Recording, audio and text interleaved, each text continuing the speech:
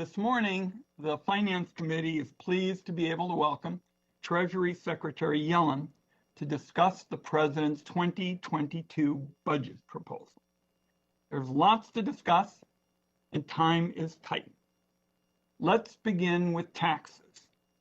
Last Tuesday, Americans woke up to what appeared to be the largest unauthorized disclosure of taxpayer data in history.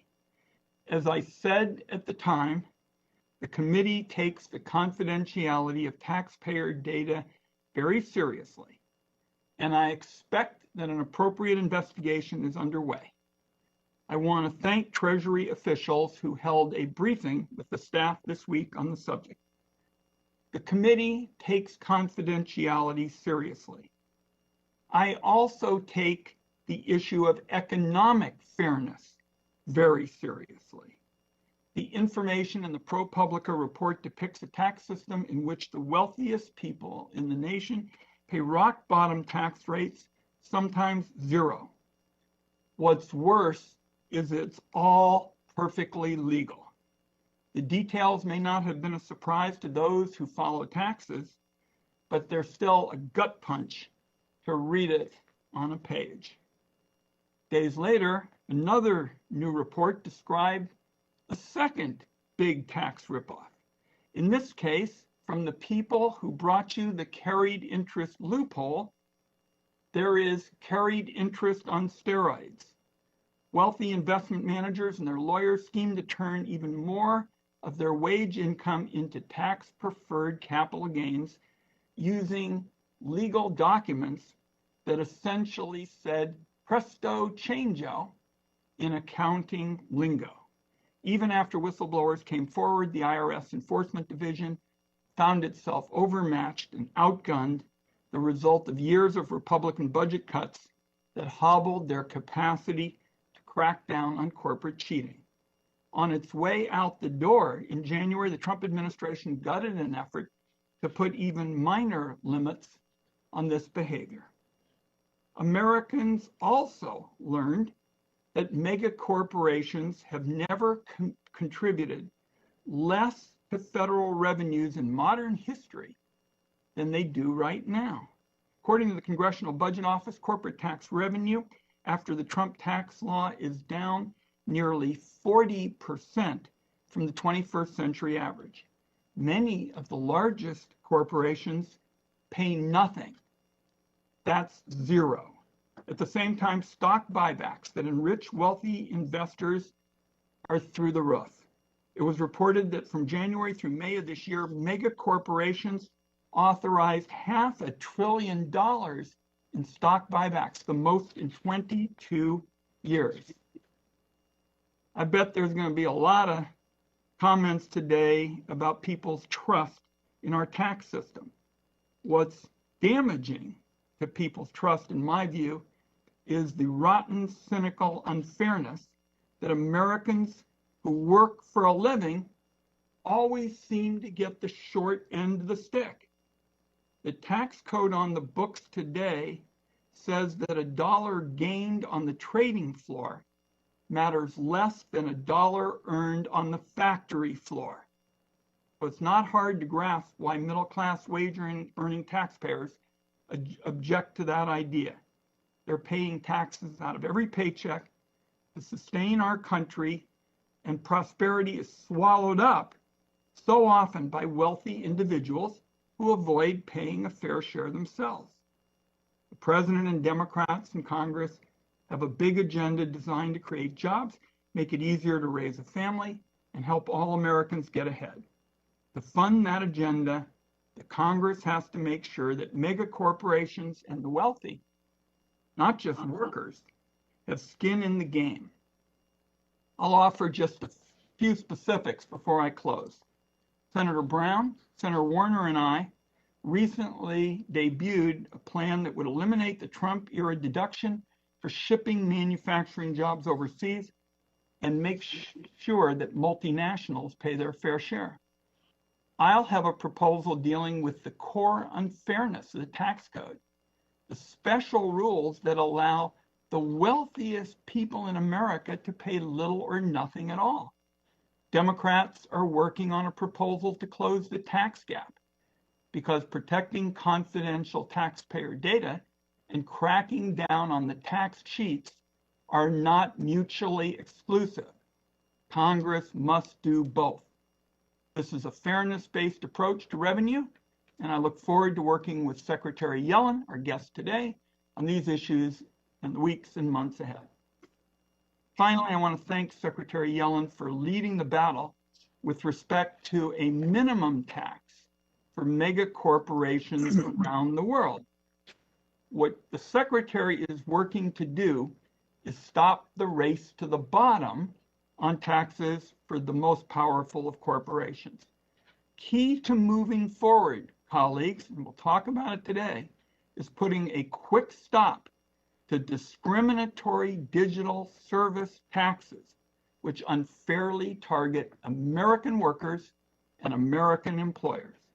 I'll have a question for Secretary Yellen on that. In the rescue plan passed in March, the Congress created a major new economic lifeline for rural communities and tribes. It's all about making sure that people in these communities have resources for school, roads, and healthcare. Implementation is underway, and I want to work with the department and my colleagues to get the job done.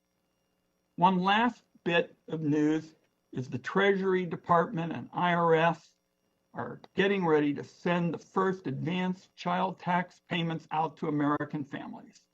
It's been a lot of hard work. I want to commend my colleagues, especially on this committee, Senator Brown and Senator Bennett, for all their work to get this program up and running. These payments have the potential to cut child poverty in half if everybody does their part to reach the vulnerable. The committee will be talking about how to ensure that that happens. Secretary Yellen, we thank you for joining us. We'll hear from Senator Crapo, and then we'll have your opening statement, Madam Secretary. Senator Crapo. Thank you, Mr. Chairman. And thank you, Secretary Yellen, for joining us today. Today, we will discuss the President's fiscal year 2022 budget and proposals for Treasury and its agencies. The administration's proposals to increase spending hit Americans with higher taxes and strangle the economy with regulations and red tape is not a path to prosperity. The President's budget envisions deficits of $14.5 trillion over the next decade, with debt exploding to more than $39 trillion, or 117% of GDP by the end of fiscal year 2031.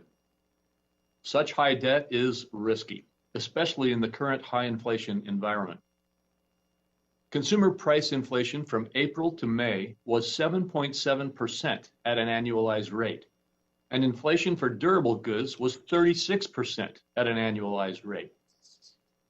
If inflation expectations become unanchored, which no one can credibly claim cannot happen, the resulting increased interest rates can turn federal debt service costs into budget busters.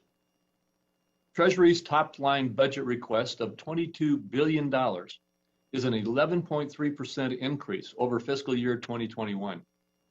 And Treasury asks for outsized increases across the board in its various agencies and programs. I look forward to hearing more about Treasury's budget proposals and general explanations of tax proposals in the so-called Green Book. Those proposals are heavy on tax hikes, introducing new tax ideas of questionable merit, and seek to inject more social policy goals into the income tax system. They also call for a mandatory financial information reporting regime. Under this regime, financial institutions would become agents of the IRS, tasked with monitoring and reporting flows into and out of personal and business accounts above a mere $600 threshold. The proposal, which is sold under the guise of trying to close the tax gap, is very concerning and pulls almost all taxpayers into a surveillance dragnet. The end of big data should not be viewed as an opportunity for Big Brother. I do not agree with some high tax advocates that private tax information should be a public good, with governments and the public knowing every private aspect of individual and business income and assets. An overwhelming majority of taxpayers in this country are law-abiding and pay the taxes they owe.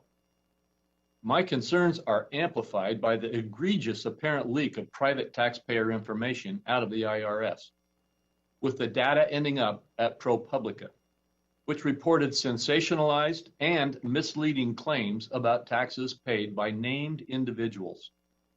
While ProPublica focused on wealthy people, an IRS leak may involve personal information on American taxpayers across the income spectrum. Secretary Yellen, it would be helpful for you to share what is known at Treasury and the IRS about this apparent massive data breach. I also look forward to hearing about the political agreements struck by the administration and the G7. A recent G7 communique reflects a shift in the U.S. position in OECD negotiations that appears driven by the administration's plans to significantly increase taxes on U.S. businesses. The United States already has a robust global minimum tax, GILTI, and no other country has moved to enact one since. If Treasury envisions hiking taxes on U.S. businesses domestically, including onerous changes to the minimum tax, GILTI, before other countries adhere to global minimum taxes, the U.S. could suffer from a first mover disadvantage. Higher U.S. tax rates instituted before other countries move poses the risk of others not following through and a new wave of inversions and foreign acquisitions arising because U.S. businesses are once again unable to compete. Congress needs to understand the analysis behind these proposals and whether any agreement would allow foreign targeting of U.S. companies or special carve-outs for particular jurisdictions, including China. The G7 understandings also advocate for new mandatory financial disclosures and funding for multilateral financial institutions, including a new $650 billion general allocation at the IMF of special drawing rights. I'm interested to hear about the outreach you've done with congressional Republicans on those funding increases. Additionally, I again ask that Treasury work to improve its responsiveness to this committee. Secretary Yellen, I look forward to learning more from you today in our discussions. Thank you, Mr. Chairman. Senator Crapo, Secretary Yellen, the floor is yours. Thank you. Chairman Wyden, Ranking Member Crapo, members of the committee, it's a pleasure to be with you. When I took office back in January, the first and most urgent problem confronting our economy was obviously the pandemic, helping people make it to the other side of the crisis and ensuring they were met there by a robust recovery. Thanks to this Congress and its passage of the American Rescue Plan, I believe we're well on our way towards that goal. But we have to be clear-eyed about something. The pandemic was not our only economic problem. Long before a single American was infected with COVID-19, millions of people in this country were running up against a series of long-term structural economic challenges that undermined their ability to make a good living. For instance, wage inequality. In healthy economies, we see wage growth across the distribution for workers making the highest incomes and those making the lowest. But over the past several decades, that's not been the case in our economy. While the highest earners have seen their income grow, families at the bottom end of the distribution have seen their pay stagnate. Gender and racial pay gaps also persist. At the same time, labor force participation has been dropping. Even before the pandemic, the share of American women in the workforce lagged far behind many other wealthy nations. These trends have coincided with a reordering of the economic map. There have always been richer areas of the country and poorer areas, but for most of the 20th century, the latter were catching up with the former. The country was rising together, and today this is less true. There's a divergence among local economies. some areas that are growing more prosperous and others that are stagnating. Climate change adds a fresh layer of crisis on top of this. The average cost of climate-related disasters is expected to double every 5 years. And of course, there's racial inequality. When I started studying economics in 1963, the average Black family's wealth was about 15% of the average white family. Maybe that isn't surprising. Jim Crow laws were still in effect. But what is surprising is that it's almost 60 years later and that ratio has barely changed. These destructive forces, the divergence in wages and of geographic areas, the decline in labor force participation, the rise of climate change, and the persistence of racial inequality, all these are combining to block tens of millions of Americans from the prosperous parts of our economy. There are clear reasons why these destructive forces have festered. The private sector does not make enough of the types of investments needed to reverse them. Training programs that can lead to higher wages, childcare and paid leave that would help people rejoin the workforce, or infrastructure that would lower carbon emissions and spur growth in neglected communities. For 40 years, we haven't done that, not as much as we should have. We need to remedy this lack of investment. We need ambitious fiscal policy to start unwinding these trends. And if there is a short summary of the president's budget, that's it. The budget, which includes both the American Jobs and Families Plan, will repair the fractured foundations of our economy. It does so through a series of smart policies, including childcare and paid leave, so more parents can join the workforce, a mass modernization and greening of America's infrastructure to spur commerce and reduce emissions, an investment to make housing and education available to all, and the list goes on. We need to make these investments at some point, and now is fiscally the most strategic time to make them. We expect the cost of federal debt payments will remain well below historical levels through the coming decade.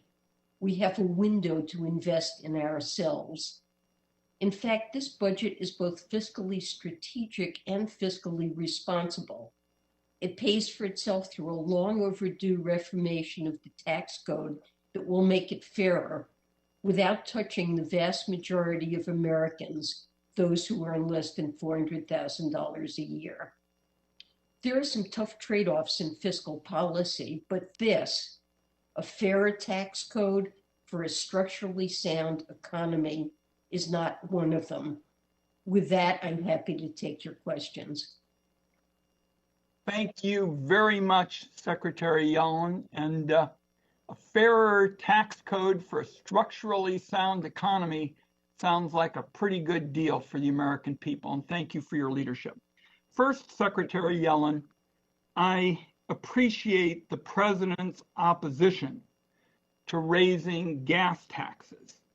And the fact is that indexing the gas tax is just a way to start raising taxes on working people next year rather than this year. So I want to now move to questions. And let me start with congratulations, a groundbreaking G7 agreement that helps halt the race to the bottom on corporate taxes is extraordinarily important. And you have moved these negotiations forward in a way that would have just been implausible even 6 months ago. And so I want to commend you for that. They are a boost to our shared goal of ensuring megacorporations pay their fair share of taxes to fund key investments. Now, I remain concerned about how long digital service taxes are going to stay in place once an agreement is struck. Our foreign counterparts have often put in place discriminatory taxes that target American workers and American employers. And these discriminatory taxes, I consider to be digital daggers aimed at some of our most successful, high-skill workers and the places that employ them. They should never have been put in place, and yet they remain and even grow. How are you working to put an end to these digital service taxes in the negotiations? Thank you, Senator Wyden. We share your goal of making discriminatory digital service taxes a thing of the past, and we've made substantial progress here. At the G7, we've achieved agreement that there will be a removal of all DSTs and other relevant similar measures on all companies. This relates to our insistence at the OECD on both the standstill and rollback of DSTs. The steering group member countries have accepted that DSTs need to be rolled back, and that's important progress. Additionally, we've changed the norms surrounding DSTs, conveying to our trading partners that the discriminatory nature of these taxes is unacceptable to the United States. By conveying this message multilaterally rather than through threats and retaliation, we've also prevented a series of trade disputes that are harmful to U.S. businesses, workers, and consumers. That being said, we're also retaining all options for discouraging the use of DSTs. The U.S. Trade Representative has started trade retaliation procedures via investigation and sanctions under Section 301, and we're keeping that tool available to use if it were to become necessary to get prompt action to eliminate DSTs. While we very much hope to avoid trade conflicts, this tool remains a useful lever to bring countries to the bargaining table. I need to get to another area, Madam Secretary, and your statement sounds constructive to me. What the American people want to know is, when are these discriminatory taxes going to go away? So I'd like to close this questioning out. Can you commit to a swift resolution to get rid of these discriminatory taxes that are so bad for our high-skill, high-wage workers? We are pursuing absolutely every avenue toward a swift and comprehensive standstill and rollback of our DSTs. Our partners are all well aware of the importance of this issue, and we're exploring numerous options in this space, recognizing that foreign sovereigns have political concerns in this space that frankly are quite every bit as heartfelt as ours. But let me emphasize again, we share your goals here. We're committed to resolving this issue both on its merit and because it risks standing in the way of a once-in-a-generation opportunity to create a new international tax system to end the serious and very long-standing problems of profit shifting and corporate tax competition. I've got one other question, but for purposes of shorthand, these discriminatory taxes against our workers and our employers have got to go, and we'll continue to have discussions to make sure that that happens swiftly. With respect to my last question, you and I have talked about my view that congressional oversight is so important. And 3 months ago, I wrote to you requesting information relating to Treasury's handling of the Hulk Bank Erdogan investigation during the Trump administration. I've sent a number of requests. I know your team's got a lot on its plate, but we haven't gotten what we need. And here's what the question is about. Your team seems to believe that we want all kinds of information relating to a DOJ investigation. That's not what we're interested in. We want to see how Treasury and your predecessor handled the matter with Erdogan and Hulk Bank. So my question to you is, can you commit to me that the committee will have substantive production on those requests by the time we start our July session? These are matters in front of Treasury, not Justice. I promise to discuss this with my staff and get back to you promptly. Good. I just want to emphasize, we're not asking for documents that relate to DOJ and DOJ's investigation. We need Treasury documents to get to the bottom of this major scandal and examine Halkbank and Erdogan. I am over my time. Senator Crapo. Thank you, Mr. Chairman. And Secretary Yellen, continuing to focus on the OECD international tax negotiations. The administration has proposed a 15% global minimum tax at the OECD. However, the administration's domestic tax agenda includes raising our current global minimum tax, the GILTI tax effective rate, to more than 26%. And the administration appears to be pushing for changes to U.S. law before any other country has even enacted a global minimum tax. A number of countries have pushed back on the idea, including Ireland, Hungary, and India, and most notably, China. In fact, there are even reports that China will not sign a global minimum tax without carve-outs for its companies and tax policies. So my first question is the administration's position that the U.S. should increase its global minimum tax, the GILTI, or its minimum tax, to an effective rate of 26% before others, including China, enact a minimum tax themselves? Well, we have proposed a global minimum tax effective rate of 21%, not 26%. And what we're working toward internationally is a global minimum tax that is at least 15% and hopefully higher than that. What the G7 agreed to in London last week was that they would adopt a global minimum tax at least 15%, not 15%, but hopefully higher than that.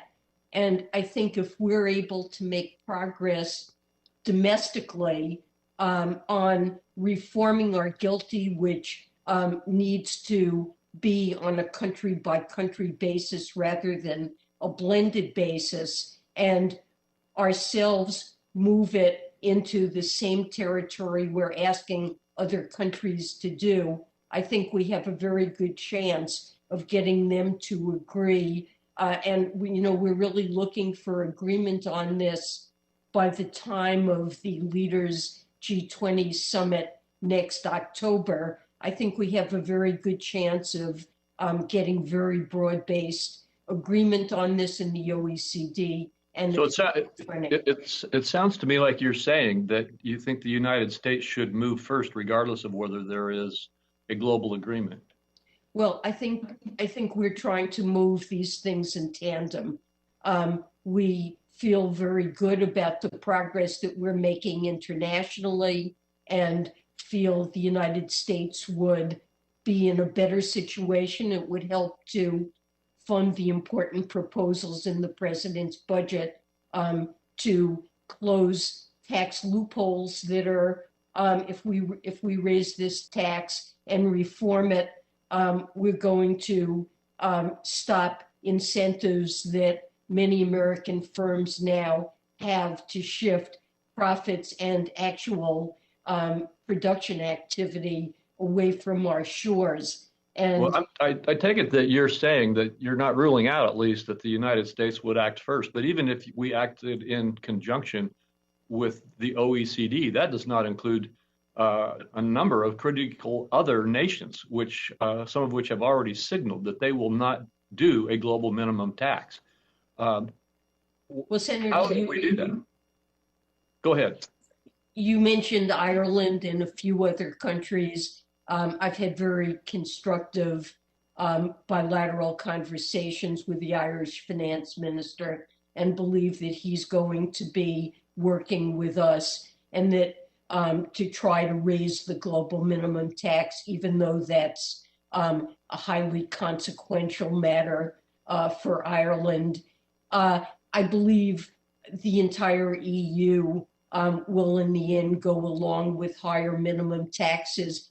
Now, if there are a few countries, we do need broad global agreement on this, but we don't need every country to go along with it because Pillar 2 on minimum taxes contain an enforcement mechanism whereby we will be able to incent holdouts, tax havens that don't want to go along with this deal, to come on board and establish a global minimum tax. And if they're unwilling even so to do so, we're proposing changes to the BEAT to make it more effective and to deny foreign corporations in the United States the deductions that enable them to shift their profits offshore.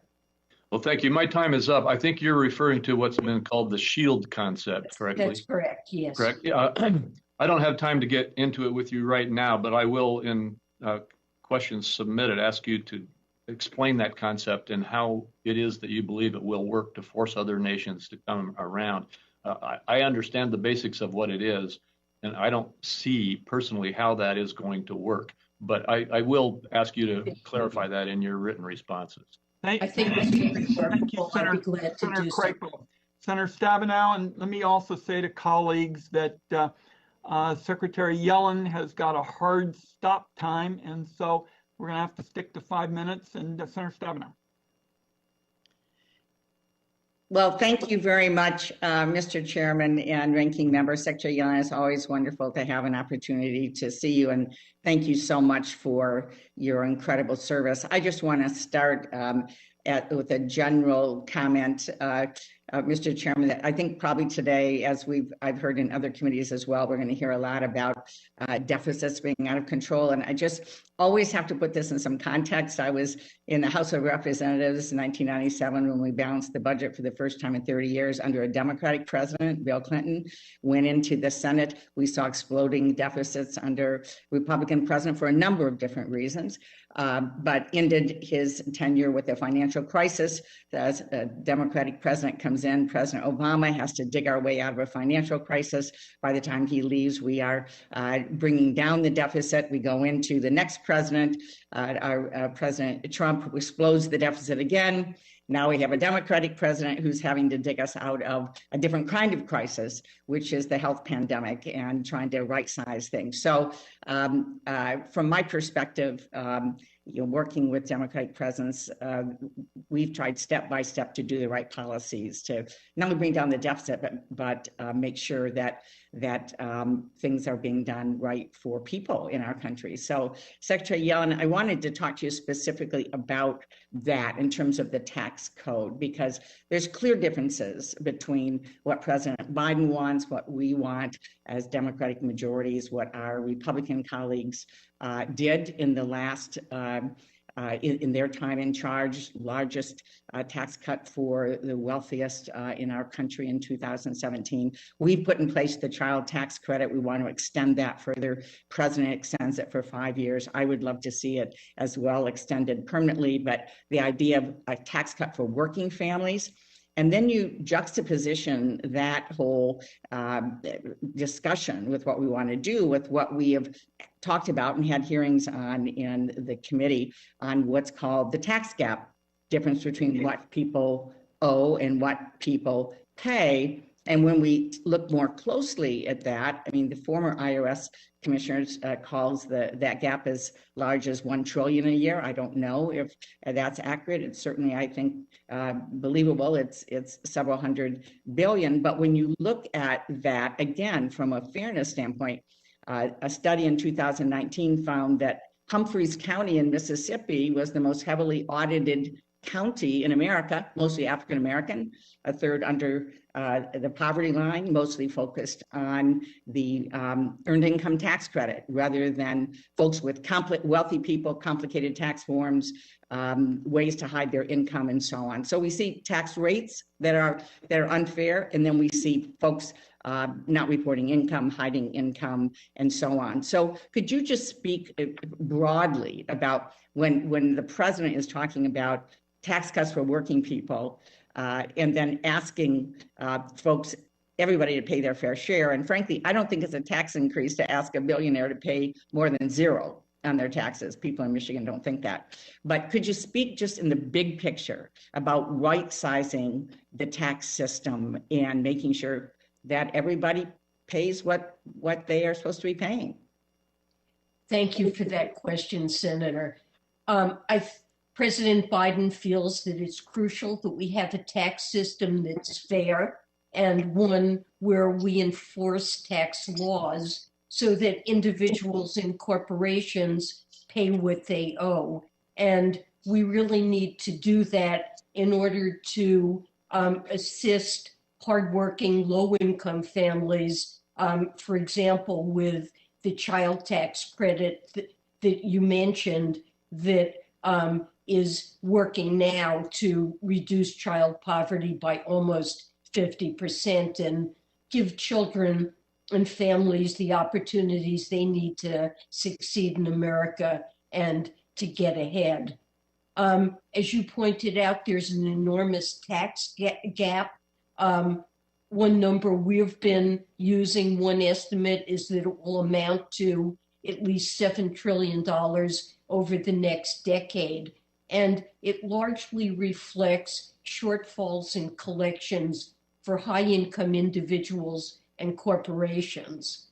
And we have proposed, the Biden budget proposes to close this tax gap by giving the IRS the resources and the technology and the money and long-term time perspective they need to recruit, train, and retain qualified staff that can conduct specialized, complicated audits.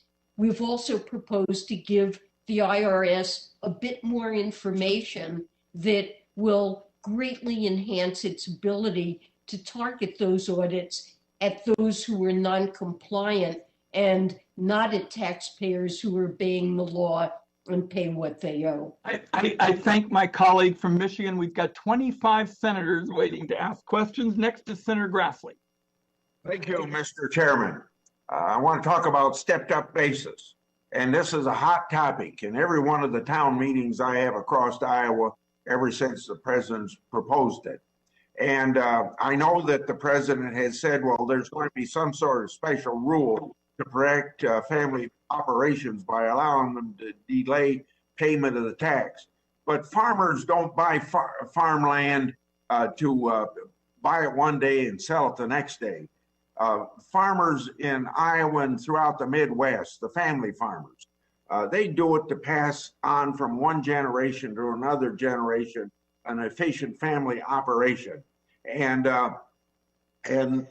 sometimes I run into farmers that are in the fourth or fifth generation of farming, even 6 or 7 generations occasionally you run into.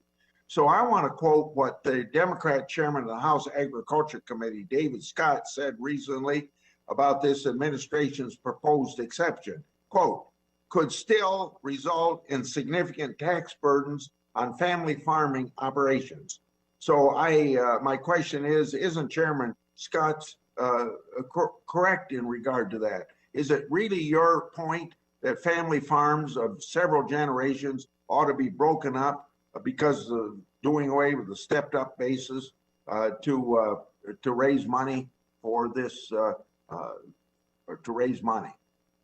Senator Grassley, the president's proposal would enable a family to hold on to its farm and to pass it down through generations without paying any tax on that. And so the same would be true for small businesses. As long as the property remains within the family, there would be no taxes collected. Only if the farm were eventually sold would there be taxes, and that wouldn't be on the value of the farm. It would only be on gains in the value of the farm. We feel that eliminating step-up of basis at death is an important way of closing what is really a significant loophole, which is that capital gains can escape taxation entirely if individuals hold property until death. And the president's proposal includes an exclusion of $1 million in capital gains for an individual and $2 million for a couple, additional up to $500,000 for a couple if a primary residence is involved. And in the case of family farms and businesses, there would be no tax levied as long as it stays in the family. Okay. On another question, you were recently quoted as saying, quote, "I don't think there's going to be an inflationary problem, but if there is, the Fed will be counted on to address it."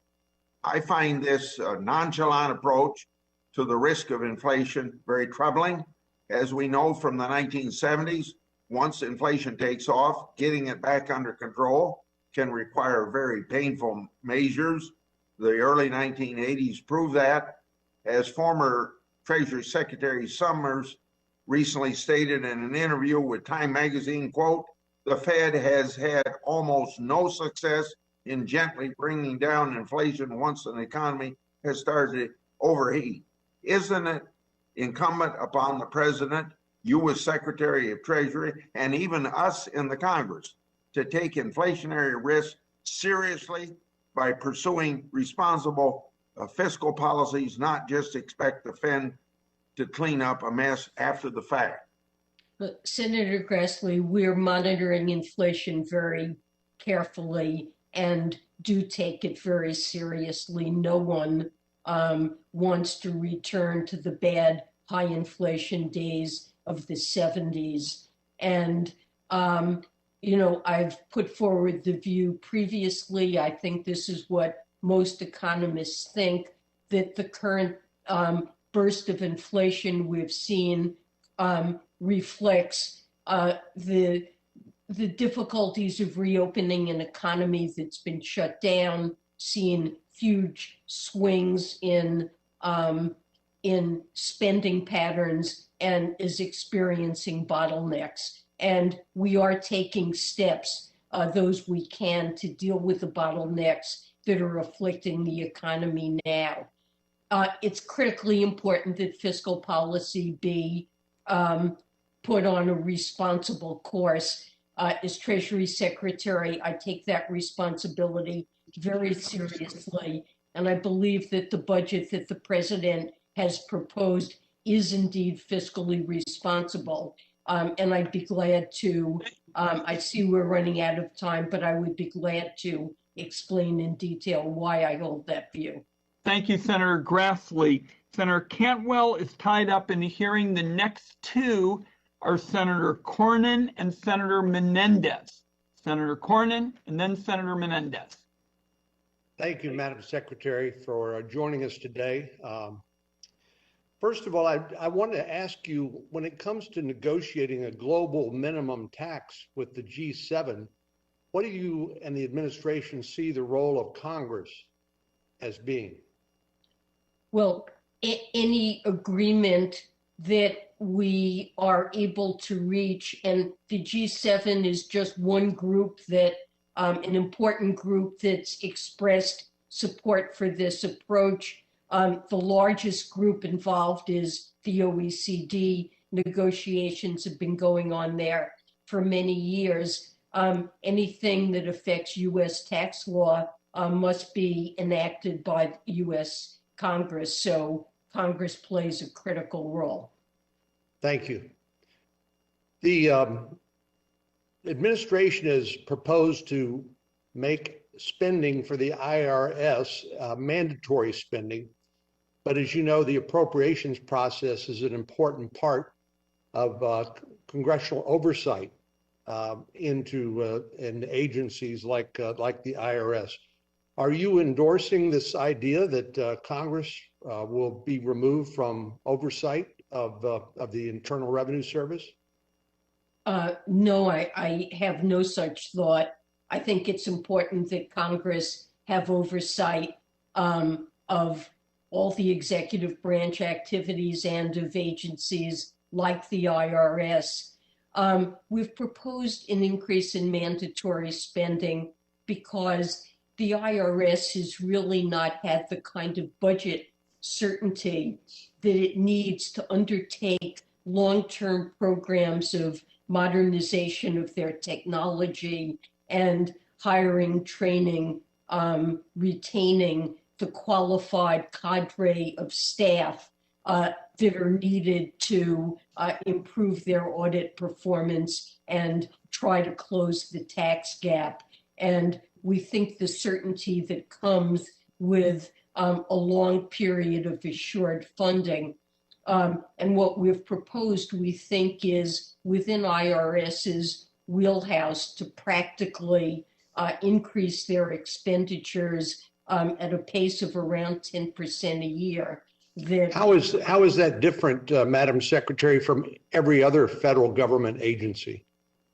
Well, really, these are long-term investments that are just required. We have seen a 20% real shrinkage in IRS's budget, and I understand your argument, but how is that different from any other government agency? I'm sure all federal government agencies would like to have mandatory spending and diminished congressional control over their budget. How is that different?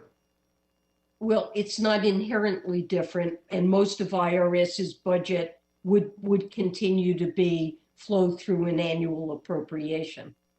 On another matter, Madam Secretary, my constituents have expressed concerns about the retroactive nature of the administration's proposal to increase capital gains tax.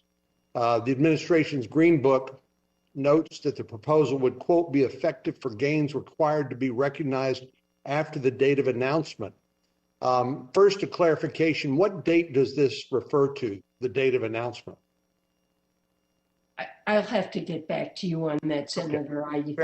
Fair enough. Not positive. And the other concern that I've heard from my constituents is the fundamental unfairness of people making long-term plans, whether as individuals or as small businesses or the like, to basically change the rules of the game on capital gains after they have relied upon existing rules in order to plan their affairs, whether it's a business or an individual or the like. So do you think it's fair to basically retroactively change the rules of the game when it comes to capital gains? Congress has the ability to change the tax laws and has done so on many, many different occasions. And I don't see a prospective change in rules pertaining to the taxation of future realization of capital gains as being a retroactive feature.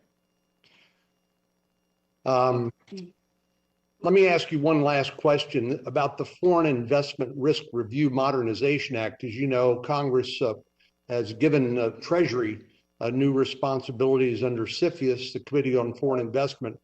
And as I understand, working with some of our allies to create a similar policy within their jurisdictions, I think it would be helpful for the U.S. to create a multilateral mechanism to address predatory practices by countries like China and the other countries where our national security interests are involved. Is there a process in place to discuss with our allies a mechanism for creating a CFIUS type process so that China and other countries could not basically exploit the gaps in that sort of coverage and scrutiny? So I agree with you that that would be a very desirable thing for other countries to do. And I don't know that I would say there's a process in effect, but I know that we have had conversations with many different countries about putting in place or it's such a process or enhancing processes that they may already have indicated a willingness and have worked jointly with them. And I think it's something we absolutely should be encouraging. The time of the senators expired. Senator Menendez. Prior to the Trump corporate tax giveaway bill in 2017, the corporate rate was 35%, the tax rate. After this giveaway, the corporate tax rate was lowered to 21%. Secretary Yellen, as a result of the Trump tax cuts in 2017, what is the new average effective corporate tax rate that U.S. corporations are paying? I believe the number that I have seen on an all-inclusive corporate tax rate that would include also state corporate taxes is a little bit under 26%, maybe 25.8%. And if you look at our other G7 countries, our effective tax rate is a little bit below theirs. Theirs is something closer to 28%. Well, I think the average effective tax rate paid by U.S. corporations, as I've seen it, dropped after the Trump tax bill, the effective rate, by nearly half to almost 8%. And in New Jersey, the average rate for hardworking families was double that of U.S. corporations at about 15%. And isn't it fair to say that the costs of the Trump corporate tax cuts was a whopping $1.5 trillion unpaid for? It was very expensive, and I didn't see any, and I believe most economists saw very little evidence of a boom in investment spending or productivity that resulted from it. So part of the reason our deficits are as large as they are now is, of course, the pandemic contributed, but the 2017 law made a big contribution. Yeah, so only the previous administration could manage to lose $1.5 trillion in tax revenue while still raising taxes on millions of hardworking families. Rather than provide much needed relief to hardworking families that already pay too much in taxes, the 2017 Trump corporate tax bill actually made things worse, as it imposed an arbitrary $10,000 cap on state and local tax deductions, one of the oldest deductions in the code. This provision disproportionately impacts New Jersey and other states that make investments in our public schools, roads, bridges, other critical infrastructures. Do you think it's a coincidence that states hardest hit by the SALT cap, like New Jersey, are also the states that have invested the most in public education systems and their roads and transit and highways? Well, that's one reason that these states have higher state and local taxes, is to invest in public infrastructure. And as you know, the Biden administration thinks those investments are critically important. Yeah, and of course, this is why states like New Jersey contribute more to the federal treasury that it receives, while other states receive far more from the federal treasury than they donate. And so it doesn't make sense, I think, to punish taxpayers in states like New Jersey who choose to make investments in their people and in their infrastructure that make it a blue chip state, that make it a maker state, and therefore contributes to the federal treasury. But in reviewing the Treasury's Green Book, which I have here with me, which provides explanation of the president's revenue proposals, including that for infrastructure, I was disappointed to see that the SALT deduction is not discussed anywhere in the president's tax proposals. Now, you and I discussed this at length during your confirmation. I discussed the same with your deputy. Both of you committed during your confirmation hearings that you would study and evaluate the SALT deduction, yet there's nothing in that book. So, I expect much more. I expect to see what that commitment is going to yield. And finally, your office responded to me yesterday, 6 months later, for my questions in your nomination hearing about the question of how many Latinos were hired, what is the overall inclusion. The fact is that we see very little progress being made in new hires. The Office of Minority and Women Inclusion at Treasury identified that over the past 5 years, which of course precedes this administration, there's remained a consistent underrepresentation of Hispanic employees. I hope you're aware that according to industry publications, the largest money managers have nearly $54 trillion under their management. And of those, the largest minority and women managers represent less than 1%. And yet research shows that by the Knight Foundation that diverse managers perform the same, if not better than mainstream managers. So I would like to see the Treasury Department as a force, both in its representation in its department and in creating these access to capitals and opportunities. I don't know, when we have billions in federal pension funds and other funds, why it is that only 1% of minority and women get to manage that money, and this other group of individuals get to manage 99%. I want to see some real change, and I hope you will be committed to that. I am committed to it. I have met with our OMWE officer, and diversity and inclusion in contracting and in hiring is a very high priority. I'm committed to working hard to change these numbers. Thank you, Senator Menendez. I also want to say on Senator Menendez's important point about corporate taxes, according to the Congressional Budget Office, corporate income tax revenue after the Trump tax law is down nearly 40% from the 21st century average. So I thank my colleague.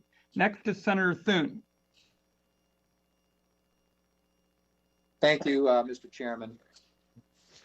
Madam Secretary, welcome back to the committee.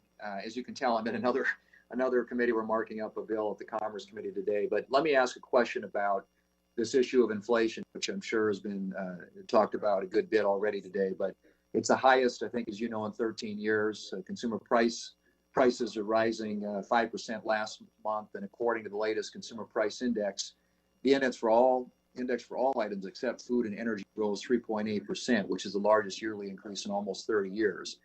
The energy index rose 28.5% over the last year, and according to the survey by the Federal Reserve Bank of New York, fears of inflation in the year ahead hit its highest level on record, with a consumer expectation up to 4%.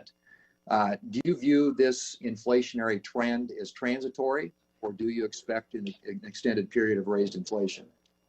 Well, I've previously said that I see important transitory influences at work, and I don't anticipate that it will be permanent, but we continue to monitor inflation data very carefully, and importantly, for the long run inflation outlook, we see inflation expectations by most measures. There are many different measures, and by most measures see those expectations as being well anchored. And I think the consensus of forecasters is that this bout is temporary. Partly what we're seeing is that prices that just collapsed at the onset of the pandemic in the service sector, where demand collapsed.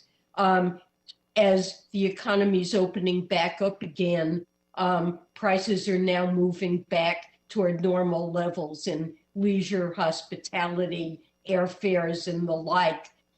In most cases, prices remain below pre-pandemic levels, but they're rising, and that's some of what's going on here. But there are also bottlenecks, and clearly firms are having difficulty hiring workers. I believe our economy is on track to get back to a more normal operation, and that inflation will decline over time. But we're going to monitor this very, very carefully. Do you still believe agree with the administration's projection of 2% for the year? Well, the projections that we made were back in February, and what we said agreed with very closely with the blue chip at the time. We're going to be doing a mid-session review and coming out with a new forecast. And certainly for this year, inflation will be higher than that. Let me switch gears here for a minute. The Biden administration has proposed having banks report to the IRS gross inflows and outflows of business and personal accounts, which would be a significant new intrusion into taxpayers' lives. Yet just last week, the IRS had one of the most widespread breaches in the agency's history in order to advance a political agenda. This apparent leak, a targeted leak, targeted attack, I should say, on a select few Americans undermines the confidence in the agency and goes to the heart of public trust between taxpayers and the IRS's ability to safeguard private information.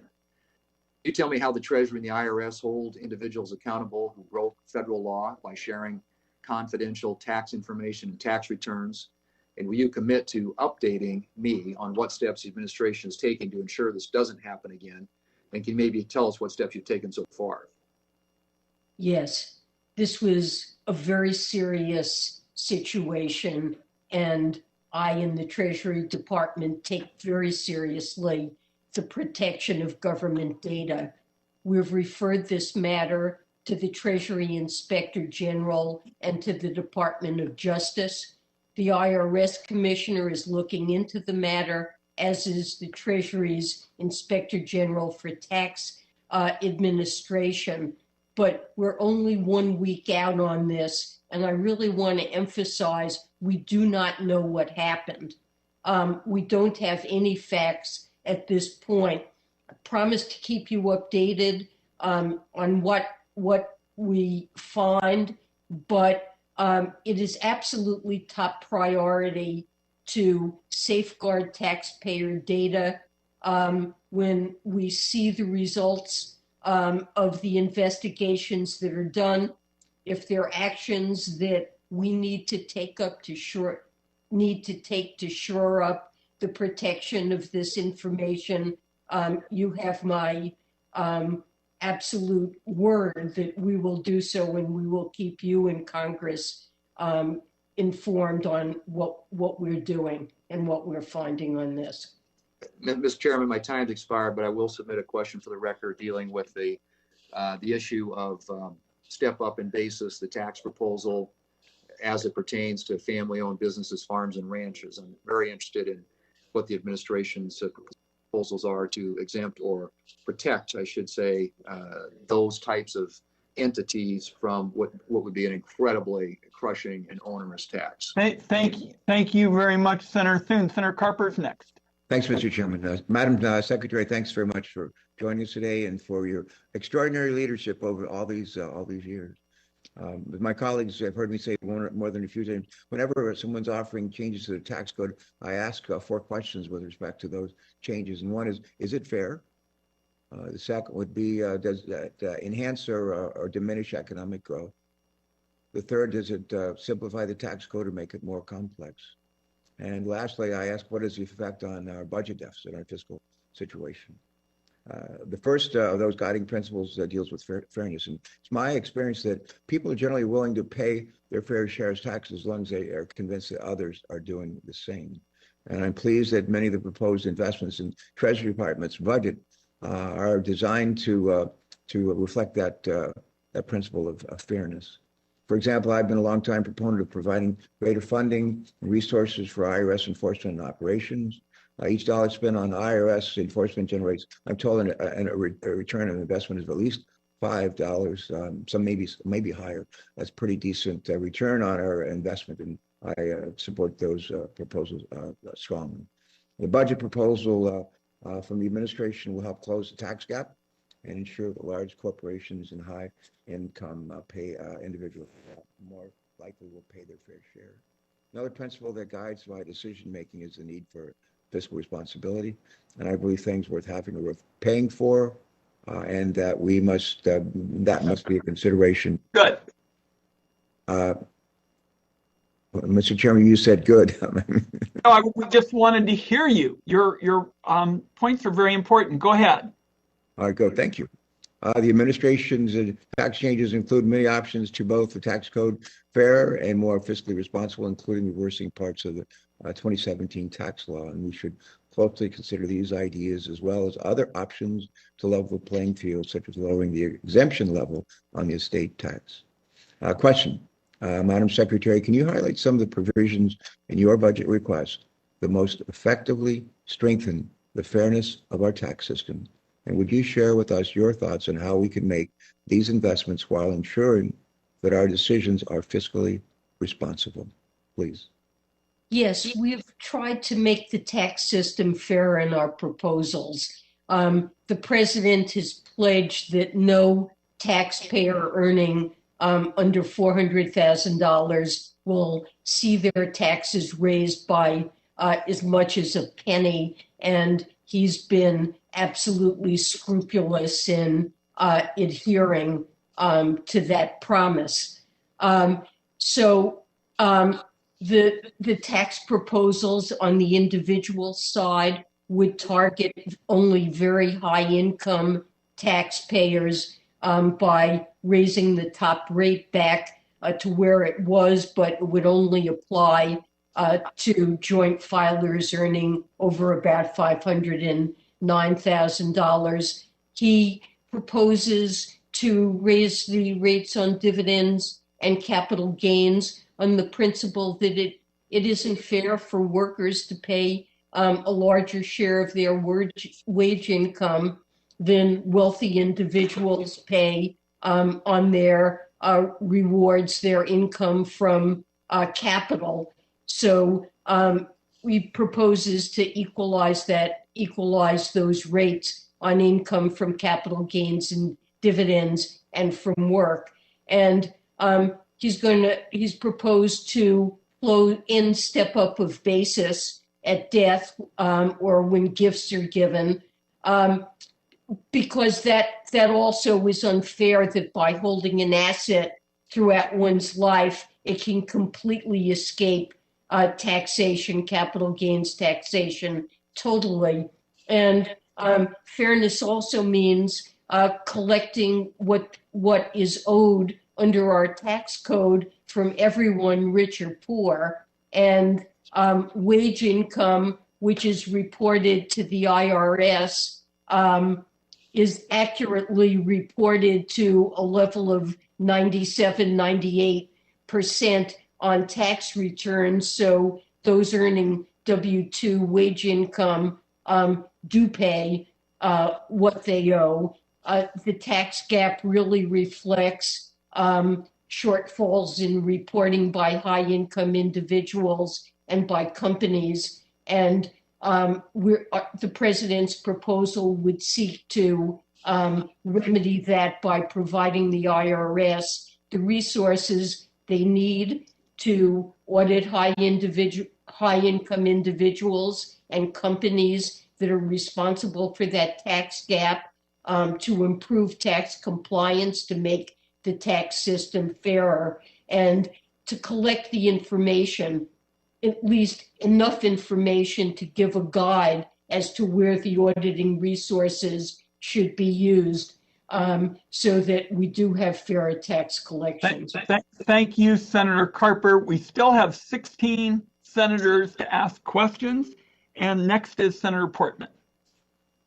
Thank you, Mr. Chairman, and thank you, Secretary Yellen, for joining us again. I've found this a fascinating dialogue this morning. I'm going to ask a couple questions I hadn't planned to ask because it seems like everybody on the Democratic side has decided that the 2017 tax reform bill had a negative impact on our economy and on the opportunity for people to get ahead. So let me just ask you a few questions to be sure we're working from the same facts, because it seems like this is kind of a fact-free zone on that particular topic. Do you agree that with regard to the tax bill, which was implemented in 2018, and then of course COVID-19 hit in early 2020. So let's say in the 18 months prior to February of 2018, which was when COVID pandemic hit and affected our economy in such negative ways, would you agree that during that time period that we had significant improvements to the economy and to the equality that we all seek, meaning that lower income individuals have a better shot? In particular, do you agree that the poverty rate during that period was the lowest it had been in the history of our country since we began keeping track of it back in the 50s? Yes or no?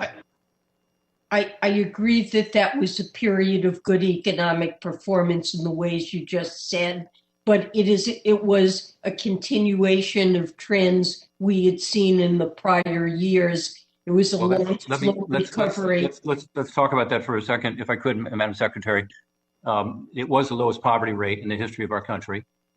You said it continued to trend. That's not true. With regard to wages, when you take inflation into account, wages have been going down in my home state and nationally.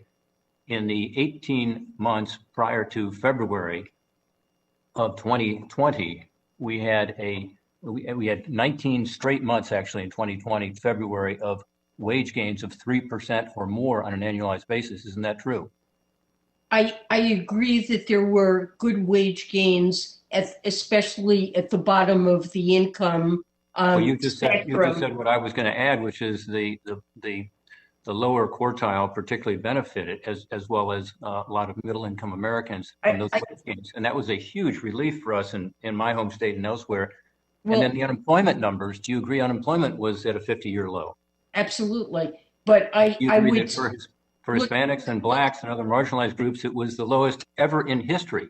Yes. And I think those were wonderful developments. Wasn't that good? Those were wonderful developments. We had a full employment economy, tight labor markets, and just as a weak economy imposes the largest losses on disadvantaged groups, on minorities, on low-income workers, a strong labor market does exactly the opposite. And we had a good, strong labor market that was conferring those benefits. I simply would argue that this was largely a continuation of trends that had been in place. It continued. I don't believe that was caused by the 2017 Tax Act. It certainly wasn't harmed by that act either. Those trends were very favorable. Yeah, well, other economists would differ, including the Congressional Budget Office, which is a nonpartisan group up here that says that the corporate tax reform that you apparently oppose allowed for workers to gain a lot of benefits. In fact, they said 75% of the benefits went to workers' salaries, wage gains we just talked about, and went to workers' benefits, 75% of it. They also said that $1.6 trillion, this is a joint tax number as well, came back into the U.S. economy in terms of repatriation, 1.6 trillion. And you made the point earlier that somehow everybody was leaving the United States during that time period. That's not true. In fact, inversions flipped. We didn't have any inversions virtually in that time period I'm talking about as compared to previously when we had a lot of them. So in terms of the trends, we were going the wrong way in terms of losing jobs and investments overseas. Anyway, look, I appreciate your background and experience, but I just think that we have misinformed the public as to what happened in 2017 in the interest of somehow raising taxes on the workers I represent who are going to be hit by these higher corporate taxes that you would like to put in place. I'm also very concerned about the budget. You said this morning, I quoted you here saying that you are proposing ambitious fiscal policy. It is ambitious, taking the country's debt to historic levels as a percent of GDP, which is how we ought to measure it, and a $14 trillion increase in spending over the next 10 years. So as you know, during your nomination, I supported you, and I said, would you commit to me to be the fiscal responsible one among the members of the cabinet? And you said you would. So I hope that you will begin to do that and get us back on track.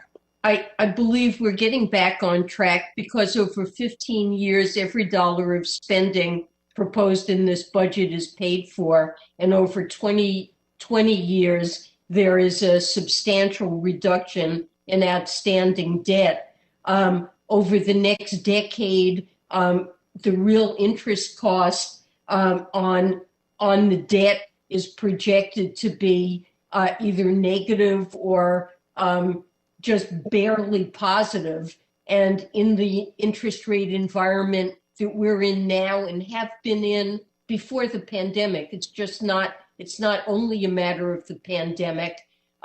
We've had the opportunity to finance critical investments that will make our economy grow more quickly and be more productive and fairer and have the ability to pay for them. And we'll end up with more tax revenue from permanent changes to the tax code that will benefit our economy into future decades when problems of aging populations will hit our entitlement programs. The time of I believe this is fiscally very responsible. We'll agree to time of the disagree about senator tax has increases. Thank you, expired. Mr. Chairman. Our next senator will be Senator Cardin.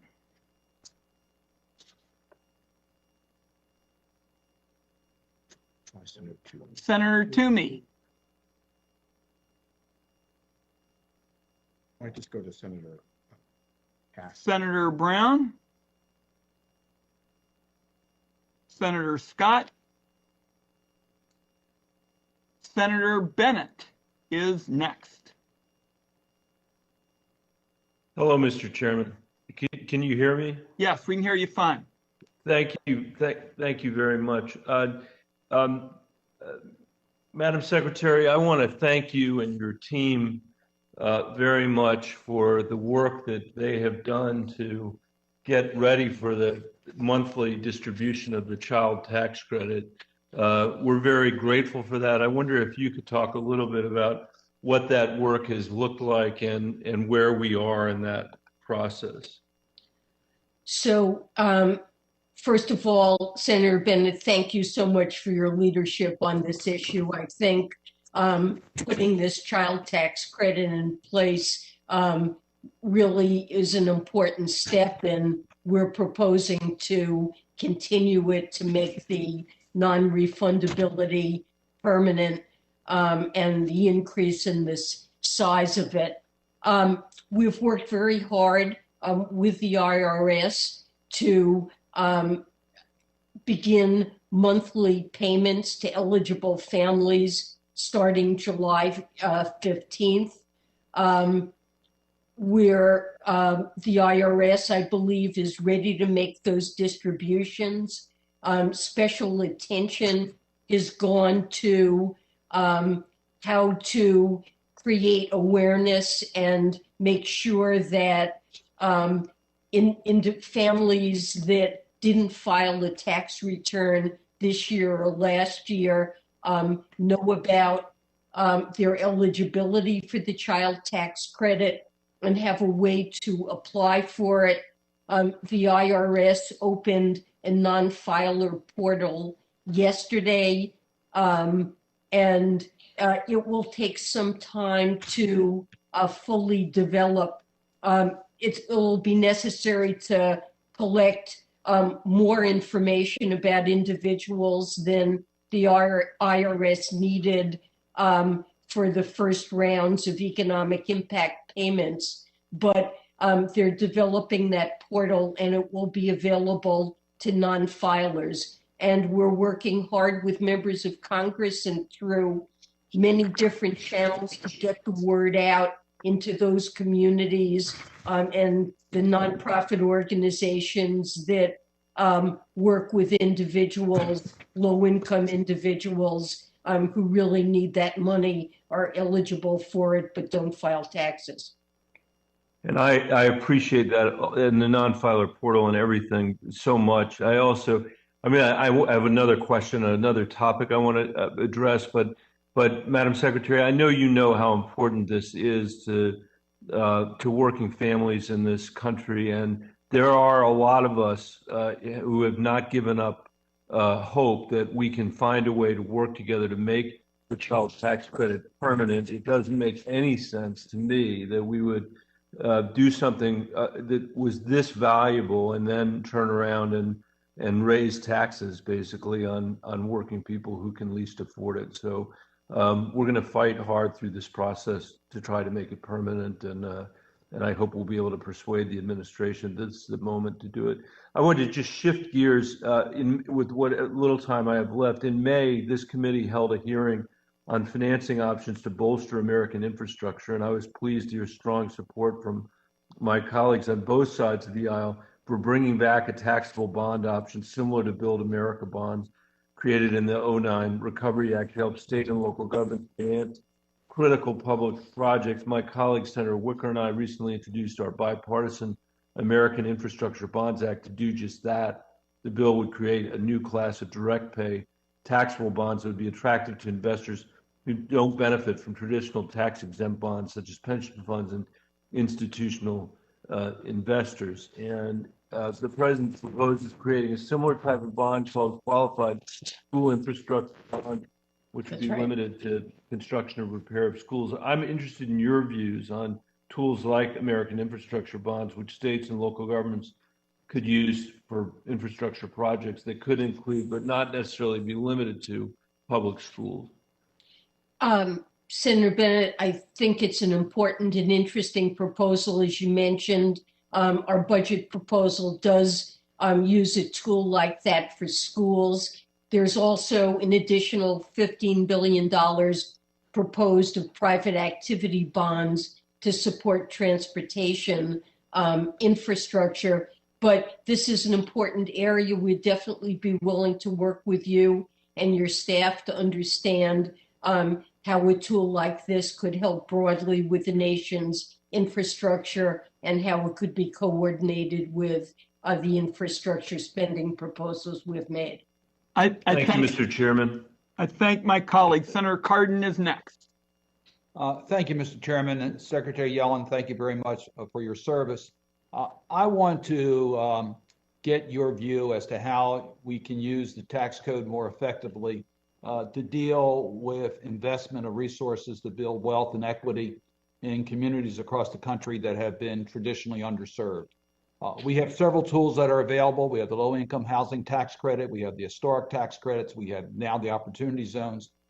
I want to talk about two that are in the president's budget and get your view as to how you intend to use these tools to deal with the lack of housing opportunities in underserved communities.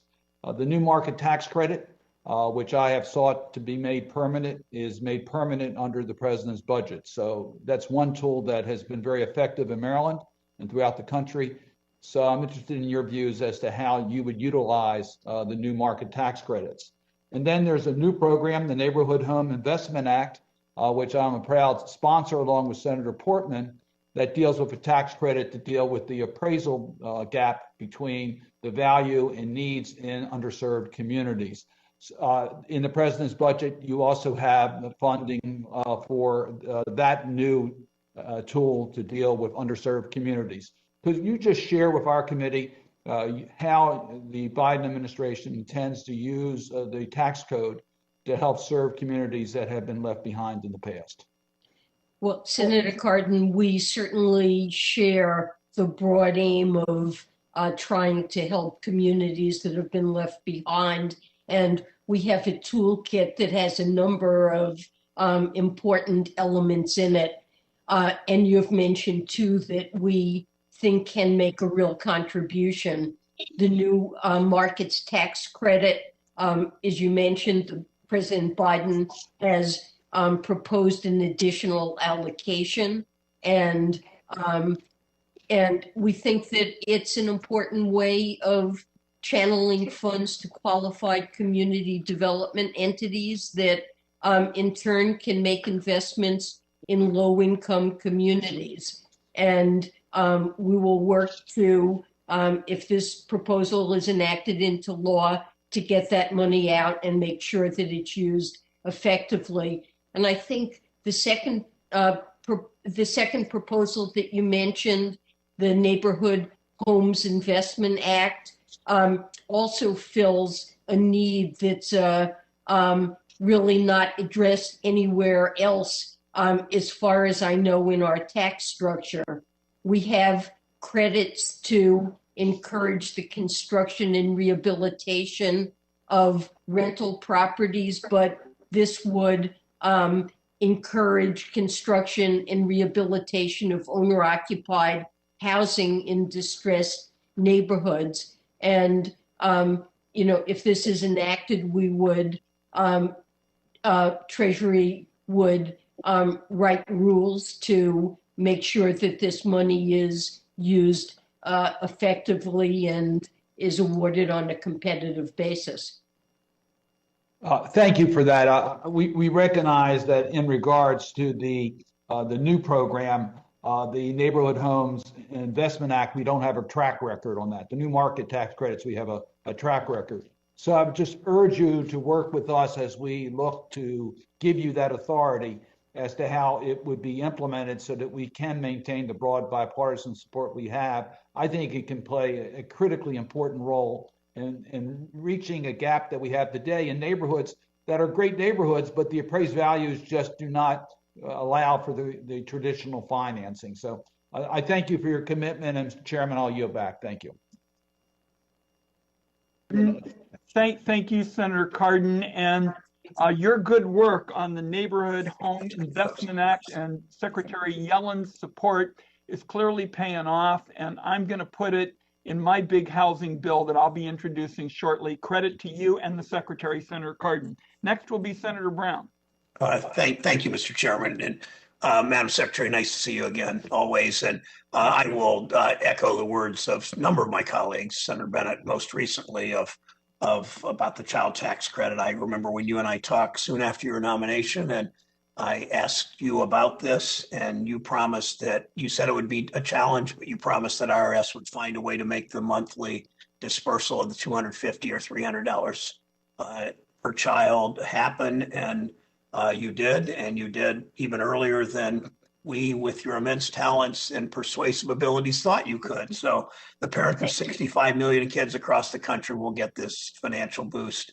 It will help parents. I mean, this is Senator Casey and I have talked about this, and when we sit together on the Senate floor, when we voted on this package, that the best day of certainly, if I can't speak for him, but the best day of my career, seeing this 10 years of work come forward in this way. And the temporary expansion of the ITC and CTC is so important. I appreciate your commitment to work with us to make this permanent.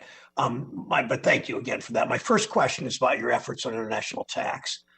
People in Ohio are furious that our tax code rewards companies when they ship jobs overseas and stick profits in a tax haven. I'm working with the chairman and Chairman White and Senator Warner to fix that. The agreement you secured with the G7 could help us reverse that race to the bottom on corporate taxes. If you would, speaking of that, how will that help workers in my state, especially workers that live in fear their factory will be shuttered and their job shipped overseas? So I think workers, Senator, in Ohio are right to worry that our tax system contains incentives that make it profitable in some cases for American firms to move jobs overseas, and also to move sometimes income overseas to deprive the U.S. of tax revenue we could use and absolutely need for things like the child tax credit and for education, research and development, aid to manufacturing and other things that would be very positive for them. So I was pleased that at the G7, we were able to get unanimous support on the part of our allies for creating a global minimum tax of at least 15%. We're hoping that by the time this is finalized, we can get countries to agree to a higher rate than that. And what we've had is a race to the bottom in corporate taxes that has just cannibalized tax bases in the United States and around the world, depriving us of the revenue to invest in good jobs and education, in addressing climate change and the like. And I'm hopeful that Congress will adopt changes to make, we have a global minimum tax, but we need to make changes to make it more effective. And establishing a global agreement will definitely address incentives that firms now have to ship jobs abroad, and will really address unfair competition that American businesses face from foreign-based corporations that are based in low-tax areas or make use of tax havens. Thank you. Then the other frustration, well, anger is probably a better word, that so many Ohioans exhibit about the tax system is how they pay their taxes every week, every month, every paycheck, the end of the year, whatever. But they also see so many that don't. And the so many that don't are so often some of the wealthiest people in the country. And I think people recognize the problem is the IRS is underfunded on the one hand and also outmatched by sophisticated actors whose money's hard to follow. Tell us, if you would, briefly, in my last question, Mr. Chairman, how does the president's compliance proposal benefit honest taxpayers that currently, in essence, have to compete with dishonest cheats?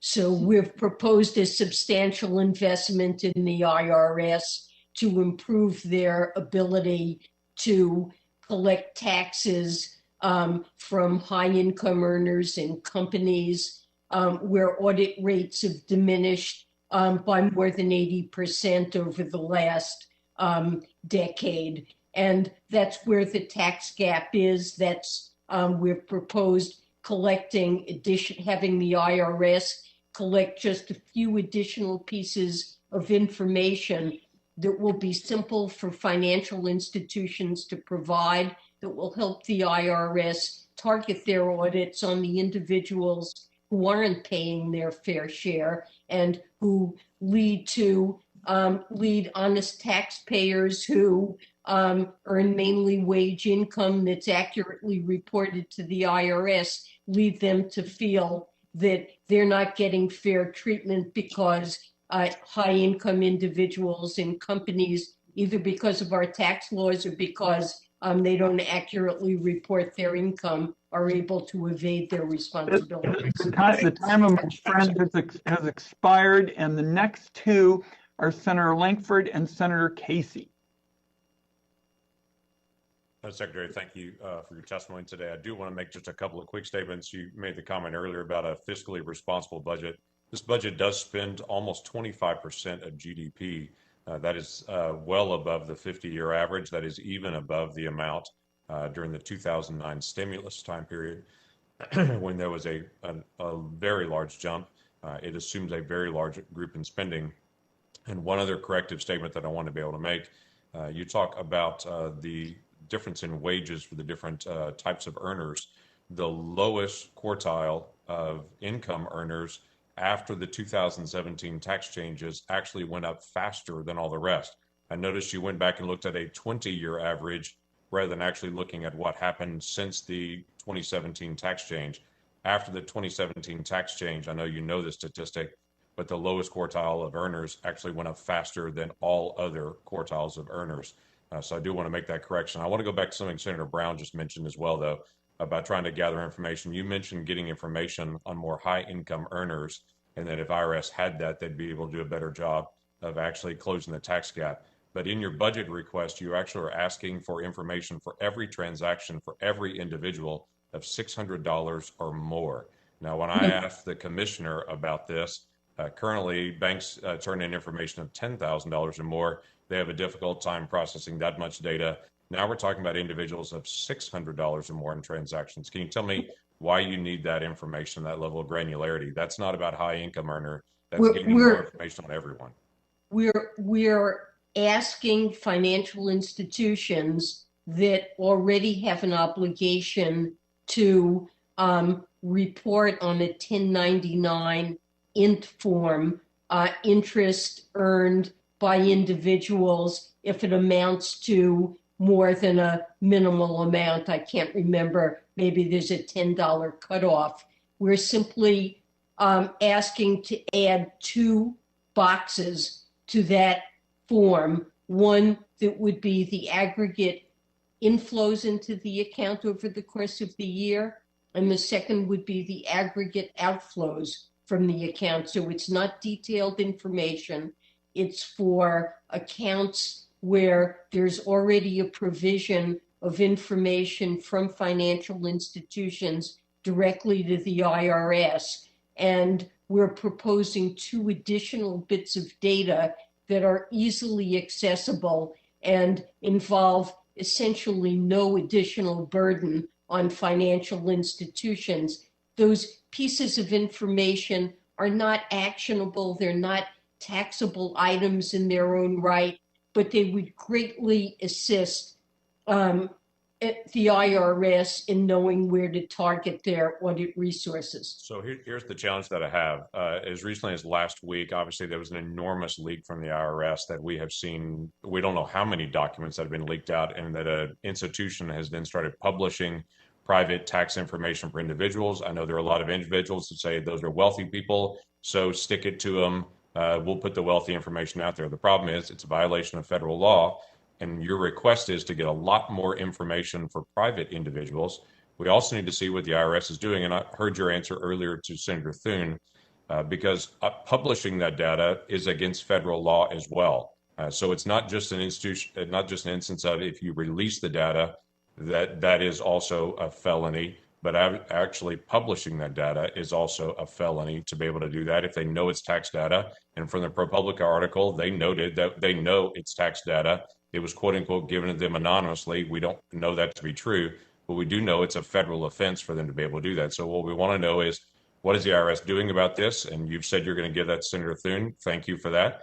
How are they actually following up on it? We'll ask DOJ what they're actually doing as well. But gathering that kind of data on every single individual, then to have this large of a breach from the IRS reminds me of old times from the IRS when, quite frankly, Congress gave them less money until they actually took care of all their internal issues. So it doesn't help us, actually encourage us to help you with the tax gap. I do want to mention one other issue, though, and I'm looking forward to that information and getting back to Senator Thune on what's happening on this breach. And Senator, I just want to make one thing clear. We do not know what the source of this information was, and we do not know that it was a leak from the IRS. We're investigating this. It's a very serious matter. We have referred it to DOJ, the Inspector General, right, the FBI, but we do not know that it's a leak from the IRS. So I need to be able to state, and that is also on the energy issue side. I was very surprised because you talked about the fiscal responsibility side of this. You talk about the end of this year wiping out every kind of tax treatment, even normal tax treatment for businesses that do oil and gas by the end of 2021.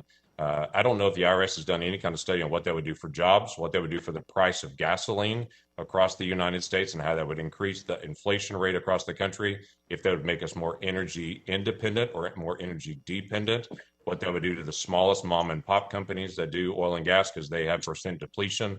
Those are a lot of family businesses. Has there been any study from IRS on any of those issues? And you can get this back to me in writing.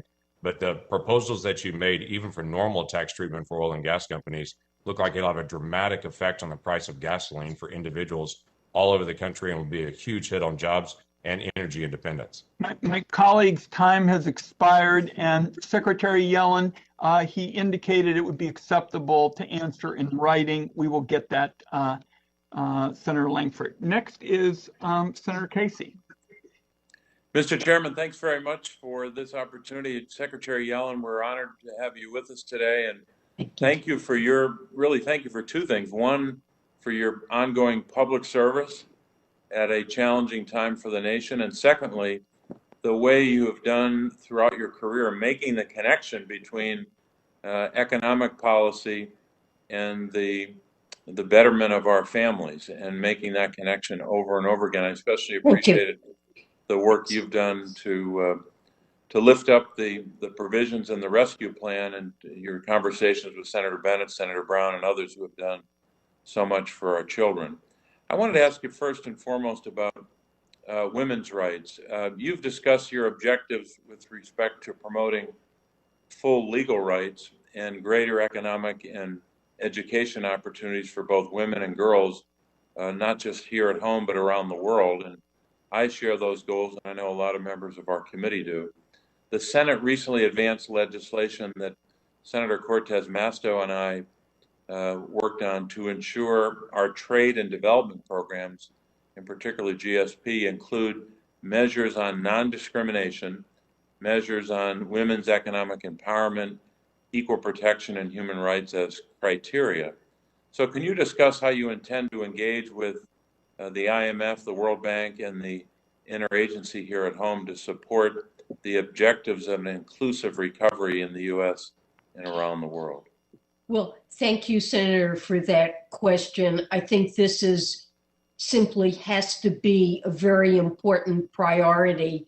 And it's been a priority for President Biden in thinking about how we need here in the United States to recover from the pandemic when you see the disproportionate negative effect that this pandemic has had on women, and often minority and low-income women. This motivates both features of the American Rescue Plan, and it's also motivated many of the proposals in the president's budget that would address wages and working conditions in the care economy, childcare, and the like. And as you said, in our international work, this is something that we want to see promoted around the world. And we're working both with the IMF, the multilateral development banks, the World Bank, to ensure that the kinds of goals that you mentioned, women's rights, non-discrimination, we examine every project that we vote on at these organizations with that perspective in mind. And increasingly, this has become a feature of the programs that these institutions run. But it's just as important, or in many countries, more important to promote women's rights and their participation in the economy as in the United States. Thank you. And in light of the recent developments we've had around the child tax credit expansion, the earned income tax credit, as well as the child and dependent care tax credit, all of which contributed to the conclusion reached by those who spend their lives analyzing child poverty, that combined effect of those rescue plan provisions would reduce child poverty in half. I frankly wish those who have been touting the 2017 tax bill would have joined us in voting for the rescue plan. Maybe they'll vote with us when we make some of these provisions to lift up families permanent. So for purposes of, because we don't have much time and I know we've got to vote on, I'll send you a written question, Madam Secretary, regarding some of these issues that we're going to try to extend beyond the rescue plan to lift up families. One of them involving not just children, but an additional policy on home and community-based services for seniors and people with disabilities. But I'll send that to you in writing so I can give back the chairman 20 seconds. Thanks very much. Thank you, Senator Casey. See, colleagues, we want to keep going. I believe Senator Crapo is with us. That's correct, Mr. Chairman. Wonderful. Thank you, Senator Crapo. Next in line is Senator Warner. Don't believe he is here. Senator Young is next, and he is here. And with Senator Crapo's graciousness, I'll run over and vote. Come right back. We'll keep this going, and we'll meet your timetable, Secretary Yellen. Thank you, Senator Crapo. Senator Young is recognized. Well, thank you to the chairman. Madam Secretary, welcome. One major incentive for domestic investment is Section 174 of the Internal Revenue Code, allowing U.S. businesses to immediately deduct R&D costs. This provision has historically received bipartisan support as it incentivizes research investment and job creation here in the United States. Beginning next year, however, U.S. businesses will be required to capitalize and amortize those costs over 5 years rather than immediately deducting them. Earlier this summer, I reintroduced the American Innovation and Jobs Act, along with Senator Hassan, to prevent the expiration of this important provision, allowing businesses to continue to deduct their R&D research and experimental costs would be a critical incentive for investment in innovation in the United States. This legislation has received considerable bipartisan support, with many of my esteemed colleagues on this committee from both sides of the aisle joining the effort. In your response to questions for the record at your nomination hearing back in January, you stated that you would carefully consider the concerns raised regarding the deductibility of research expenditures, paying particular attention to any effects on small businesses during the recovery. So I ask you, Madam Secretary, given President Biden's interest in encouraging investment in manufacturing, jobs, and innovation in the United States, would you encourage Congress to build back better by maintaining the current immediate deductibility of R&D expenses? So, Senator Young, thank you for that question. You're absolutely right that promoting innovation is a critical priority for President Biden and is a very important contributor to productivity growth in this country. And we're absolutely looking for ways to do that, and certainly continuing to allow firms to expense R&D rather than shifting to amortizing could be one very effective way to bring that about. There could also be more generous R&D tax credits. There might be other approaches, but many OECD countries do permit expensing of R&D. So this is something we certainly would want to work with you on and find a way to be supportive of more tax support for R&D. I would mention that the president's budget proposes to repeal the foreign-derived intangible income feature of the tax law. Madam Secretary, could I just interject? Finance this.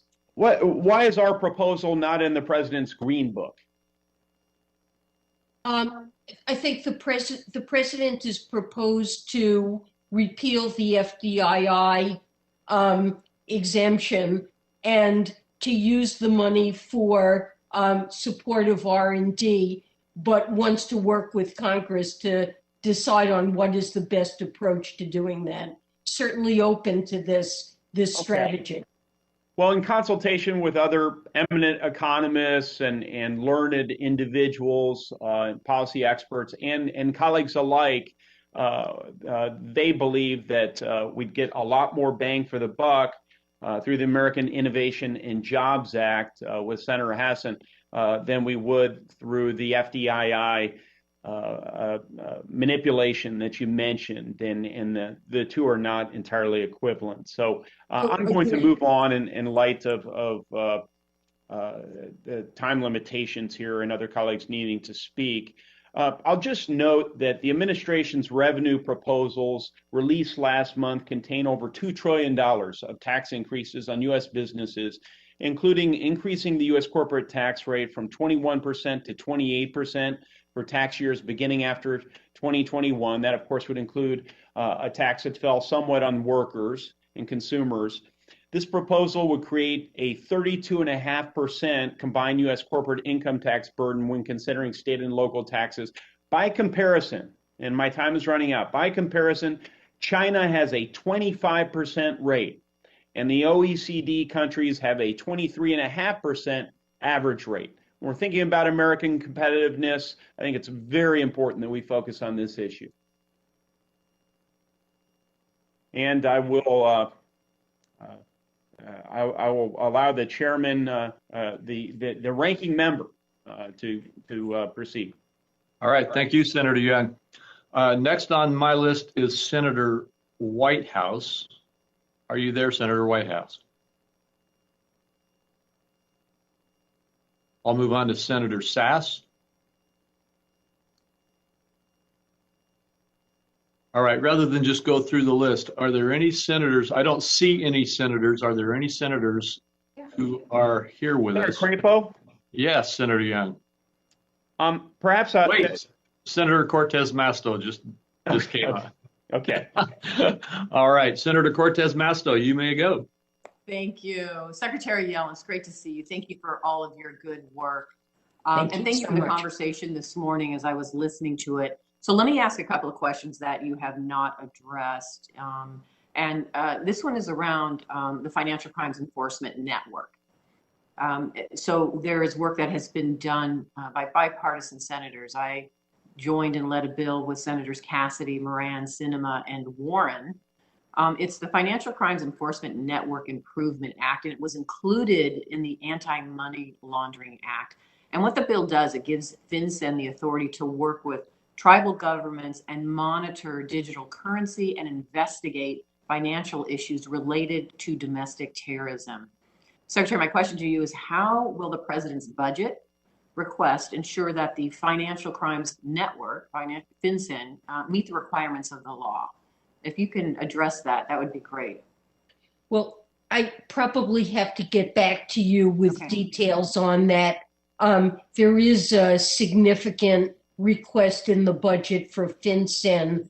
Part of it is to build the beneficial ownership database, which was authorized by the NDAA Act. And Fincen's beginning, but it needs funds in order to do that. But Fincen's work is very important, and I can get back to you with details about the specific issue you asked about. Thank you, Secretary, and please include I'll include this request as well. Geographic targeting orders that require U.S. title insurance companies to identify the natural persons behind the shell companies. Very interested in as well. So please, if you can follow up on that, that would be great. And then let me just do one final question for you. I again, like my colleagues, I want to thank the administration for including extensions of the refundable credits like the child tax credit and the earned income tax credit in this year's budget proposal. I'm a supporter. I've supported along with my colleagues, we support the extensions of this. But as we continue to build toward recovery, we need to be as inclusive as possible for all families and children.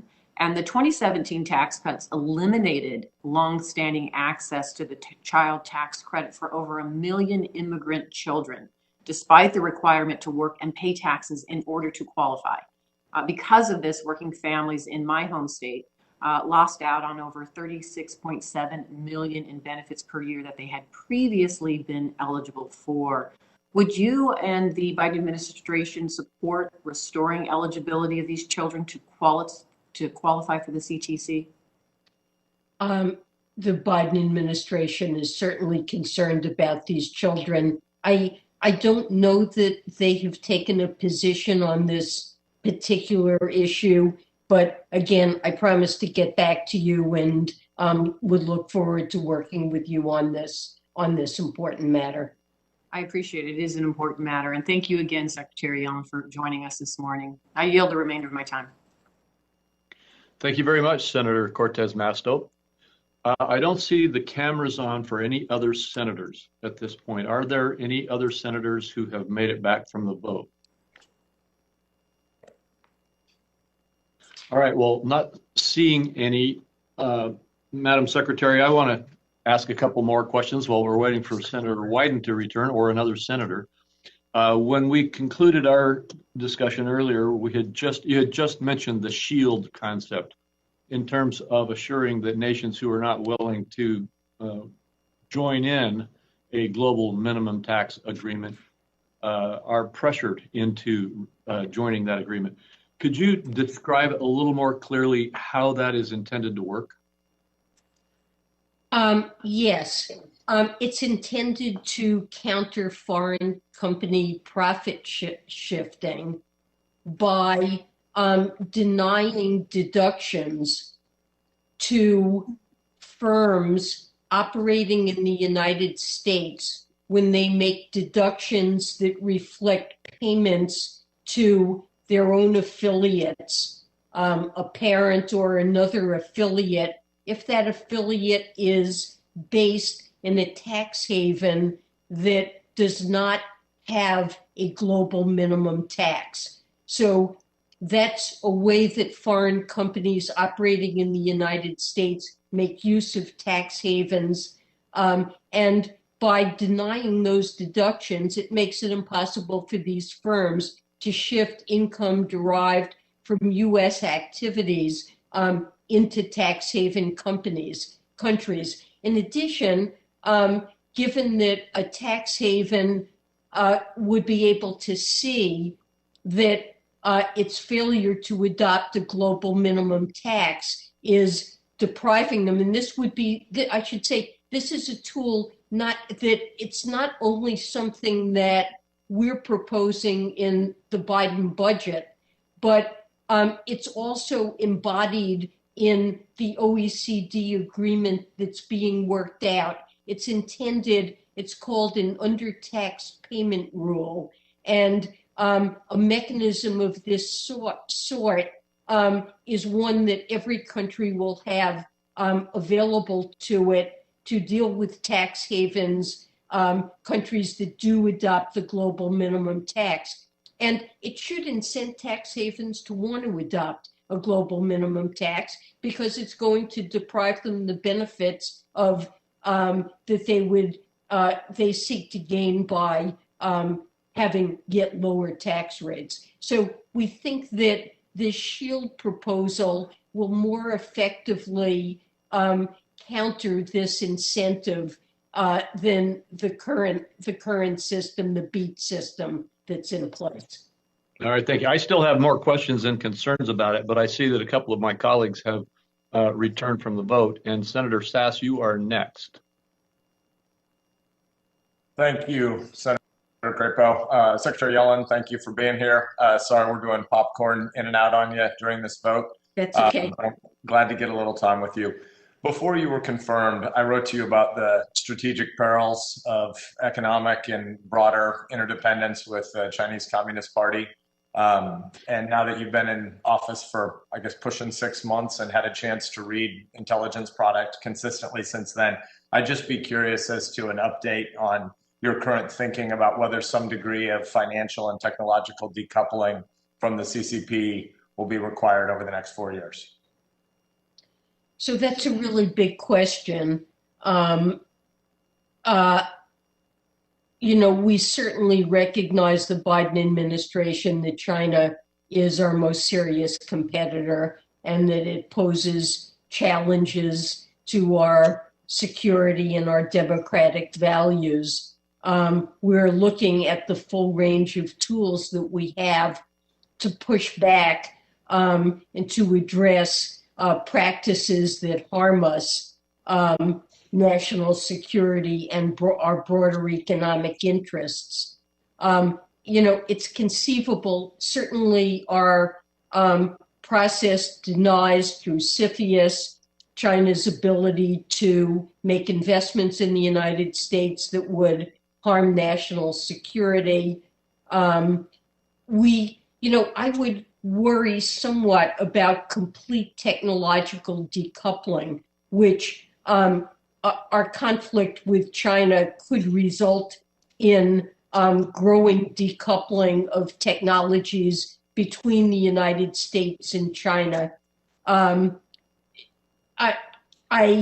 worry that if we are too broad in our policies in terms of how we approach this, that we can lose the benefits that come from having globally integrated technology systems where advances in one country benefit countries worldwide. The globe has benefited substantially from spillovers of technological developments in one place to other places. I would worry about a decoupled global system, and many of our allies would be very reluctant, I think, to all but stop doing business in China. So, this is a difficult issue. It's one we're concerned about, but protecting our national security and economic security is paramount. So let me pull on the word complete about complete decoupling, because I agree with you. That's not where we're headed. Obviously, agricultural and industrial engagement is nearly inevitable. I live on the breadbasket of the world on a per acre basis. The Ogallala Aquifer in Nebraska right now is probably the most productive farm and ranch land anywhere in all of human history. We need foreign markets. There's not enough folks to consume all the protein. Nebraska is the largest cattle state in the union now, as well as where we are in corn and beans. So obviously we want foreign markets. But if you move up the complexity ladder from agricultural and industrial goods into technological goods and services, obviously you're right. There's not going to be, supply chains are going to remain integrated globally. But there are some aspects of technology that are uniquely dangerous, and huge parts of the future of the world are going to be US/democratic capitalist free nations that believe in open navigation of the seaways, human rights, the rule of law, etc. Or there's going to be more of a CCP, digital authoritarian-led internet and portions of the technological world. So short of complete technological decoupling, which surely you're right about, what are some midpoints that you envision as plausible stopping points and scenarios over the next 3 or 4 years? Well, I think national security has to be a key concern, and we have to be assiduous in evaluating economic policies that, for example, through monitoring of individual data can pose risks to our national security. And so some technology areas I expect that we will have decoupling with, because we have to protect our national security. There's, am I at time? Yeah, your time's up, Senator. Sorry. Gotcha. Thank you, Secretary Yellen. I'll follow up as well. Thanks, Mike. Thank you. And I saw Senator Barrasso, but he stepped away from his desk. Are you there, Senator Barrasso? If you need a Democrat, I'm here. I see you, Senator Warren. Senator Warren, you may go next. Okay, thank you. So welcome, Chair Yellen. It's good to see you, or Secretary Yellen. It's good to see you here. Last week, ProPublica published an investigation into some of the wealthiest Americans' tax returns, showing that year after year, multi-billionaires paid basically no federal income taxes. And here's the worst part. It is possible that they did it all legally. That's because year after year, lobbyists and members of Congress have worked together to hollow out the tax code. So take Jeff Bezos. He is the second richest person in the world. His net worth is nearly $195 billion, but his salary, it's about the same as the average public school teacher in Massachusetts, $80,000. So, Secretary Yellen, I want to ask about who our tax code is structured to benefit, Jeff Bezos or a Massachusetts public school teacher. The average family in America pays about 7.2% of their total wealth in taxes, and that includes public school teachers. If the same rate applied to Jeff Bezos last year, he would have paid $14 billion in taxes. So, Secretary Yellen, if all we do is increase the federal income tax rate, is it ever possible for Mr. Bezos to pay the same proportion of his wealth in taxes as the average public school teacher? Well, President Biden is proposing important ways to address this disparity. I understand that, but let's just start with our current tax code. If we continue to focus on income tax, will Jeff Bezos ever pay a proportionate amount of his wealth as, say, a Massachusetts public school teacher? Well, if we raise the rate on capital gains and we eliminate step up of basis and regard death as a realization event so that all of those capital gains are taxed and not allowed to permanently. So if we tax capital gains and work at the same rate. I don't want to interrupt, but my question was pretty simple. It was about income taxes. And I think what you're saying is the only way we're ever going to get a tax rate from Jeff Bezos is if we tax something other than income. His income's only $80,000 a year.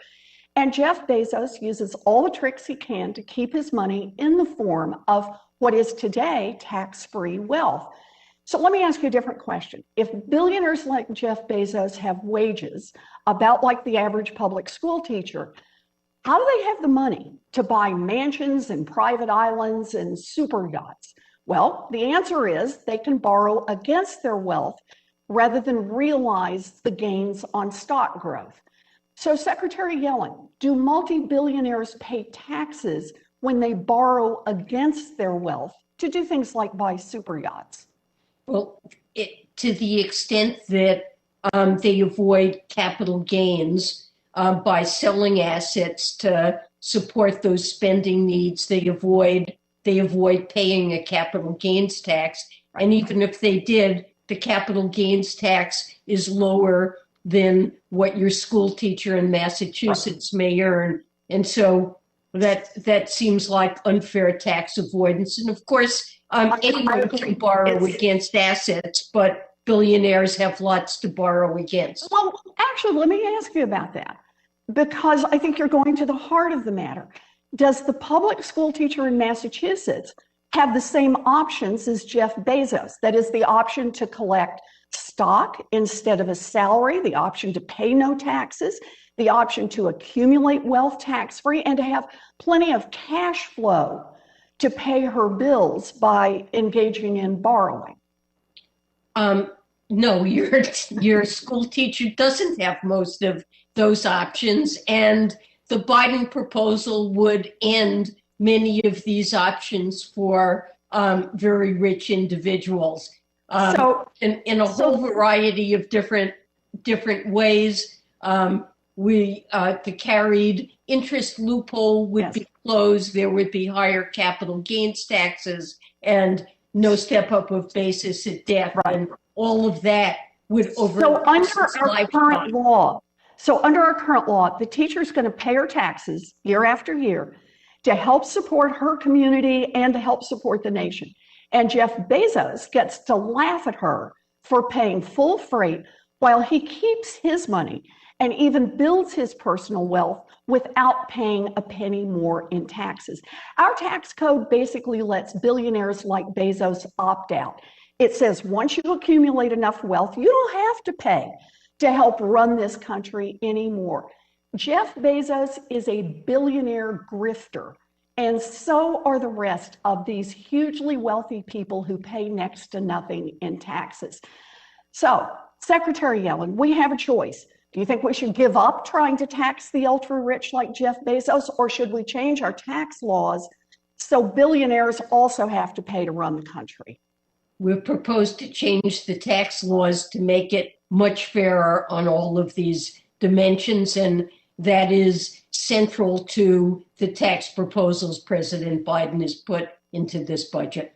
Right, and I support the president's proposals. They'll go a long way to build revenue for everyone by making taxes on millionaires a little fairer. But I want to point out the easiest, most obvious solution to this tilted system is instituting a wealth tax. A tax on people worth more than $50 million would provide at least $3 trillion in revenue. And that's money for universal child care, for taking on the housing crisis, for rebuilding our crumbling infrastructure. This is about choices. We can fund universal child care, or we can hand Jeff Bezos enough money to build a super yacht. Thank you, Senator Warren. We make the tax code work for public school teachers, not Jeff Bezos. Thank you, Mr. Chairman. We need to move on. Thank you. Senator Whitehouse, you're next. Great. Thank you very much, Senator Crapo. I appreciate it. And Secretary Yellen, we are reaching the end of a long hearing for you, and I appreciate your patience and fortitude with all of us. First, a word of congratulations. I think the global minimum tax agreement is a really big deal and very significant, and a really important stopper against a race to the bottom of corporations competing with each other and countries competing with each other over tax gimmickry, not on innovation and good management. So thank you for that. And anything you can do to push that 15% number up, you have a cheering band of enthusiasts in the Senate to urge you on. Thank you. The second flag I wanted to place was with respect to the negotiations that we're going to be coming into on climate internationally. You've expressed your support for putting a price on carbon emissions. A number of, I think we're 7 senators are filing a updated carbon pricing bill in the Senate tomorrow. I don't think that a carbon price is the solution, but I think it's an irreplaceable part of the solution. And it's the only way I can think of to offset the $600 billion subsidy that the IMF has reported fossil fuel gets every single year just in the United States of America. So I hope you'll stick to your guns to make sure that we are on a safe trajectory to less than 1.5 degrees Celsius global warming, and stick to your guns on pricing carbon to make sure we get there. You know, I am supportive of carbon pricing. It's something I've long been in favor of. And President Biden, I believe, is also supportive of using carbon pricing. He's proposed a clean energy standard that would achieve 100% carbon-free electricity production by 2035. That's an important step that he wants to take to cut emissions in line with our nationally I would call that another important part of the solution. But if I may, I'd like to go on to the question that I have for you. Yes. We have spoken about the problem that has emerged with 501c3 and 501c4 corporations. The chairman opened the hearing by talking about the importance of taxpayer confidentiality and his expectation that an investigation was underway. With respect to the 501c3s and 501c4s, we have seen political abuse. It is, in my view, contrary to law. It has been influenced heavily by special interests, and the result has been corrosive to democracy. I've asked you to look into this, and I hope that in the same way that we expect investigation of leaks of taxpayer information, we can also expect investigation into what went wrong in the 501c space. In particular, you mentioned that there's been a referral to DOJ on the taxpayer confidentiality breach. Yes. I have been pushing for an explanation as to why, for a decade, neither the IRS nor Treasury made a referral to DOJ when 501c3 and 501c4 forms came in that were patently inconsistent with other forms filed with election agencies, both under oath, which would seem to predicate a simple false statement investigation. So again, back to this 501c3, 501c4 mischief, I really hope that you will task some entity within Treasury to report to you and to us on what the heck went wrong and what this miserable decade of what produced this miserable decade of 501c3 and 501c4 abuse. I understand the importance of this issue, Senator Whitehouse. We really need to get dark money out of politics, and this is an important area. In learning about this issue, I found out how very complicated it has been. And I know, for example, that the IRS has been prohibited from issuing guidance in this area for a number of years. I do believe that this deserves serious study, and I promise to do that. Thank you very much. And Mr. Chairman, yep, I understand my time is over. I just wanted to add that I think we can solve that rider problem, and I know we intend to. And Senator Whitehouse, Madam Secretary, apropos of your comment that this is very complicated, Senator Whitehouse has consistently been a voice for transparency and accountability on dark money, and we very much appreciate all his leadership.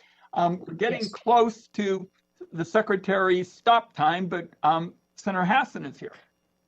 Well, thank you so much, Chair Wyden and Ranking Member Crapo, and Secretary Yellen. Thank you so much for a long morning, but a very fruitful one, and we appreciate it very much. I wanted to start to just follow up on a conversation you had earlier this morning with Senator Young concerning the R&D tax bill that he and I are co-sponsoring, which would strengthen R&D tax incentives for startups and innovative American businesses. In your confirmation hearing, we discussed the importance of promoting domestic R&D, which is key for outcompeting China and creating jobs as the economy recovers from COVID-19. Secretary Yellen, will you continue working with this committee to strengthen R&D incentives in the tax code, including by expanding the R&D credit for startups and small businesses? Certainly, it's a high priority of President Biden. It's a priority in the budget. There are some areas that lack specificity, but where we want to do more to promote R&D, and glad to work with you on this and to discuss the specifics. Well, thank you so much. I appreciate that, and I look forward to it. Another topic, Secretary, in your confirmation hearing, we also discussed the importance of Treasury programs that combat the financing of terrorist and criminal organizations. I was pleased to see the President's proposed budget included a request for $196 million in funding for the Office of Terrorism and Financial Intelligence, a $10 million increase from last year's funding level. Can you speak to how this increased funding will help Treasury combat terrorist and organized crime financing? Yes, this is a very important office. It's seen a very big increase in its role and mission over the last 5 or 6 years. Among other things, it manages more than 30 sanctions programs, and sanctions have proven a critical national security tool. I think imposing sanctions have advanced U.S. national security and foreign policy interests in areas including counterterrorism, protection of human rights, combating drug trafficking, anti-corruption, and non-proliferation. And the request for additional funds is to support an increase in staffing for OFAC and for IT infrastructure. Well, thank you for that clarification. And I'm also glad to hear about the IT infrastructure piece, because it's so critically important in Treasury as well as so many other agencies across government. I also want to turn to the issue of unfair trade and supply chains. I was encouraged to see that as part of the President's supply chain review, the administration recommended creating a strike force led by the U.S. Trade Representative that would address unfair trade practices that impact domestic supply chains. In the bipartisan U.S. Innovation and Competition Act, I pushed for a similar amendment. It's now in there, that would strengthen investigations of major trading partners whose unfair practices systemically affect U.S. supply chains and workers. Secretary Yellen, how is the Treasury supporting broader efforts to combat unfair trade practices and strengthen supply chain resiliency? Well, Senator, immediately upon taking office, the President directed a whole of government effort to shore up our supply chains, and addressing unfair trade practices is a key component of that work. We welcome fair competition from abroad, but in too many circumstances, unfair foreign subsidies and trade practices have adversely affected U.S. competitiveness and impacted manufacturing unfairly. So the administration is really implementing a comprehensive strategy to push back on unfair competition that erodes the resilience of our supply chains and industries. And this strike force that you described will be led by USTR, and it's one element of the strategy. Its goal will be to identify unfair trade practices that have eroded U.S. critical supply chains, and they will recommend trade actions to address these practices. Thank you so much, Secretary. Thank you, Mr. Chair. I'll submit one more question for the record about implementing the employee retention tax credit for businesses that started up during the pandemic. I appreciate your time. I very much appreciate my colleagues' work on that employee retention tax credit. It was in the first package. Thank you. Thank you. Senator Toomey's back. Thank you very much, Mr. Chairman. Welcome back, Secretary Yellen. I have to say, and I think this will not come as a surprise to you, I'm just extremely disappointed by this entire process that you and your colleagues have engaged in with the G7. This idea that countries that are pursuing greater economic freedom and the prosperity that comes from it, that constitutes a race to the bottom, I think couldn't be a worse way to think about this. Expanding economic freedom, diminishing the burden countries put on their businesses, their economies, their opportunities for growth. That's not a race to the bottom that we should try to prevent. That's a race we ought to be winning. And I just completely disagree. And by the way, I think everybody has to acknowledge that there's an implicit confession in this whole effort, which is that the Biden proposals with respect to tax reform make America less competitive. And that's why we need these other countries to inflict the same kind of damage on their economies that he is suggesting we do to ours. I think it's completely misguided, I have to say. Let me get to one of the specifics. You know very well, and we all remember that prior to the TCJA, U.S. multinationals had a significant incentive to establish their headquarters in some other country, almost any other country, at least from a tax point of view, because we had such an onerous tax regime on the income earned overseas, especially if you wanted to bring it back home. We addressed this head on. We made significant changes to deal with this, and I haven't been able to identify a single corporate inversion of a major American company since the enactment of TCJA. And so maybe I've missed something. Secretary Yellen, are you aware of a single corporate inversion of a significant large American multinational post 2017 tax reform? Well, what we're concerned with is shifting of profits to tax havens where the United States loses the ability to gain the tax revenue, and competition from firms in other countries that make use of tax havens.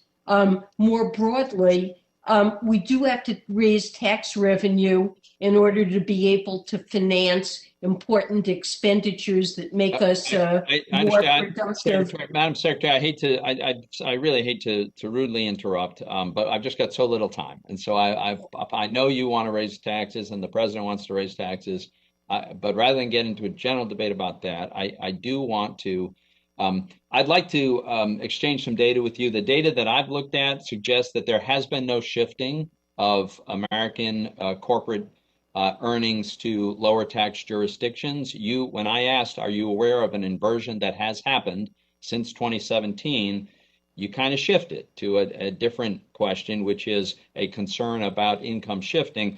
I'm still not aware of a single corporate inversion that has happened since we eliminated the incentive to invert. And yet, we have in the Biden proposal something called a SHIELD, which is an acronym for Stopping Harmful Inversions and Ending Low Tax Developments. I don't know why you have to do something to stop inversions that are not occurring. I would also point out that we have a global minimum tax. We have GILTI, and most of the rest of the world doesn't, but we've got it low enough that it isn't a prohibitive problem. The administration is now proposing doubling the rate to 21%. But earlier, you told Senator Crapo, I heard you earlier in this hearing, and I thought I understood you to say that the administration's proposed effective GILTI rate is 21%. But as you know, the existing tax law disallows taking full credit for all of the overseas taxes paid, and that increases the effective rate from the statutory 10 to about 13 1/8. If you raise that to 21, unless you allow full credits for which current statute doesn't, the effective rate will be 26 1/4. So my question for you is, are you contemplating allowing the full crediting of foreign taxes paid rather than the partial crediting that occurs under the current law? I'll get back to you on that, but I believe we haven't changed that. I thank my colleague from Pennsylvania. We've got two other senators waiting in the queue. I believe Senator Daines is first, then Senator Barrasso, but we're going to get you both in, and we can do it before the sand is out of the hourglass and the secretary has to leave. Senator Daines. Mr. Chairman, thank you. Thanks, Secretary Yellen, for being here.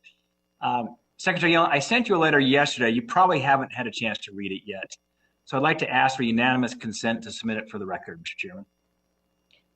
I know that you said Secretary, Madam Secretary, just so the record's clear, without objection, it is so ordered. And it's on the topic of cybersecurity, something I'm hearing frequently from Montanans and business owners across our country who are worried about the major upticks in cyber attacks and ransomware payments that we've seen recently. That attack on the Colonial Pipeline controls nearly half of the gasoline, jet fuel, diesel flowing along the East Coast. Should serve as a wake-up call for our country. And of course, we saw the same with this attack on our food supply chain as well, most likely Russian cyber attacks. The financial system facilitates commerce in every industry, and an attack of a similar magnitude that we saw on Treasury or a major financial institution could cripple the financial system as well as our economy. Secretary Yellen, at the most recent Financial Stability Oversight Council meeting just last Friday, the 11th of June, you outlined three key priorities. One, vulnerabilities in non-bank financial intermediation. Two, climate change. Three, Treasury market resilience. I'm concerned that Treasury's focus on longer-term risks associated with climate change is coming at the expense of the major threat, the immediate threats we're seeing from cyber attacks and ransomware attacks that we're seeing nearly on a daily basis. My question is, do you really believe that cybersecurity of our critical financial infrastructure, even after the recent surge in attacks, is still not a top three priority for the FCOC? It's a huge priority, Senator Daines. It is a great threat to financial stability. Treasury has long taken the lead in trying to pull together the financial sector to exchange information and to raise preparedness. It has groups fondly known as FIBIC and FISIC that are organized to address financial sector threats. It is one of the most important focuses these days in supervision of banking organizations. The FFIEC, which is the group of federal bank regulators, has a comprehensive program. It's an enormous. Secretary Yellen, thank you. We've spent, both of us, years in managing large organizations, and at the end of the day, it's a zero-sum game. And priorities say this is the most important. And I just would hope that what's going on right now with the cyber attack, something truly could bring down the entire financial system of the United States government, would rise to a top three issue, because everything can't be the most important thing. And I'm just concerned climate change is a longer term issue. We've got some very acute challenges today that could literally bring down the financial system of the U.S. government and our country. So I got a couple of questions. I want to go back to the G7 and the recent agreement into a global minimum corporate tax rate of 15%. I think a bigger test is going to come with the G20 next month, which includes China, of course. It's clear that China does not have the best record of living up to its commitments, whether we're talking about a session in the WTO or otherwise. Secretary Yellen, will you commit to not agree to any deal that includes special carve-outs for China or any other country? And what steps would you take to ensure that if China does agree to a deal, it's held accountable and fulfills their commitments?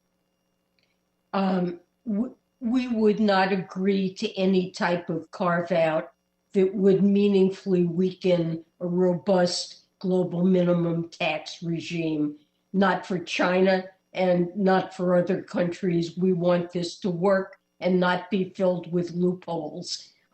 We continue to work to try to bring China into this agreement. Other countries are doing the same.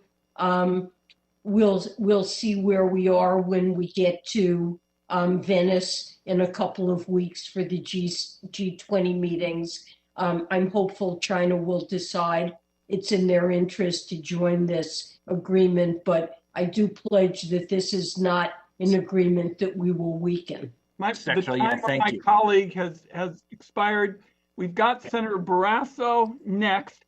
Madam Secretary, we're going to have Senator Barrasso take his 5 minutes. The floor is waiting for me. We will have you out within 3 or 4 minutes of your hard stop, and I'll be back to wrap up. Okay, Senator Barrasso. Thanks, Mr. Chairman. Thank you very much, Madam Secretary. Thanks for testifying before the committee. Your budget request is for about 11.3% increase from fiscal year 2021 in the department's budget. Includes about a 10.4% increase in the IRS budget. This includes $5.5 billion in the enforcement account to hire more compliant staff. In my experience, the overwhelming majority of Americans and people in Wyoming are trying to pay the correct amount of taxes that they owe. The tax code is complex, and dealing with the IRS, I know for people at home, can be intimidating, it can be confusing, it can be stressful, and it can be never-ending. Thankfully for many, we have taxpayer advocacy and a taxpayer advocate service. I think it's a very important tool that the IRS has to help taxpayers. The taxpayer advocate, and I meet with them in Wyoming, they don't have the resources or the authority to resolve every problem that taxpayers encounter with the IRS. The issues that they can help with are limited, but their assistance and guidance can really be invaluable. I've heard that from folks at home. Given the focus on enforcement in the budget, can you detail to me how the Treasury Department and the IRS are going to enhance the visibility of the taxpayer advocate and ensure that the resources are available to help people receive answers to questions and provide guidance to so many Americans who are just simply trying to correctly follow the law? Well, I agree. Taxpayer service generally is not what any of us should want it to be at the IRS. And this is partly due to lack of resources, the decrease over the last decade of about 20% in real terms of resources. And more recently, the pandemic has put special strains on the IRS. But the funding that we're seeking for IRS in the budget, you mentioned the importance of compliance. I've emphasized that. But customer service, broadly speaking, is also important. And that would be an important thing that we would want to see greatly improved. Well, thank you. I agree with you. I think it'd be very helpful to the taxpayers who are trying to comply, trying to follow the law, trying to get it right. And sometimes they just need a little assistance, and the taxpayer advocacy group does do that. I wanted to move to the budget singling out producers of oil and gas products by disallowing them from using certain tax provisions, such as intangible drilling costs and percentage depletion. That proposal will almost certainly raise gas prices at the pump. It'll affect working Americans, leading to a violation of the president's promise. He said he wasn't going to raise taxes on anyone earning less than $400,000. So at the same time, in some of the infrastructure spending discussions with Congress, administration has rejected even indexing the gas tax because, and the president told us that when we were in the Oval Office meeting with him, He said, no, indexing the gas tax or raising the gas tax would certainly raise gas prices at the pump that would affect working Americans and violate the president's tax pledge. But what you're proposing in the budget is certainly going to raise the cost at the pump. So it seems to me that the two positions are inconsistent. The president's saying he doesn't want gas prices to go up by adding taxes, but he is willing to let the gas tax prices go up by taking away some of the deductions that exist right now for those people who produce America's energy. The president is very concerned, as most countries around the world are, about climate change and sees no policy justification for subsidizing fossil fuels. He really believes that inefficient subsidies for this industry can reduce more efficient investment elsewhere in the economy. And he wants to see the United States become a global leader in clean energy and to see an increase in really good jobs in a rapidly growing sector. His proposal includes subsidies for green energy production and will create jobs in a new and expanding sector. With respect to price increases, I've looked at some recent studies on what the impact would be of phasing out fossil fuel subsidies. And generally, although there might be some positive impact, the impacts are generally found to be small. Yeah, well, I appreciate your comments. It looks like time has expired for me. I don't see the chairman back yet, but I would point out that until I know he'll be back to adjourn. If he shows up, I'll stop immediately. That we're facing a $27 trillion debt. The budget requests $1 billion for the International Climate Change Fund.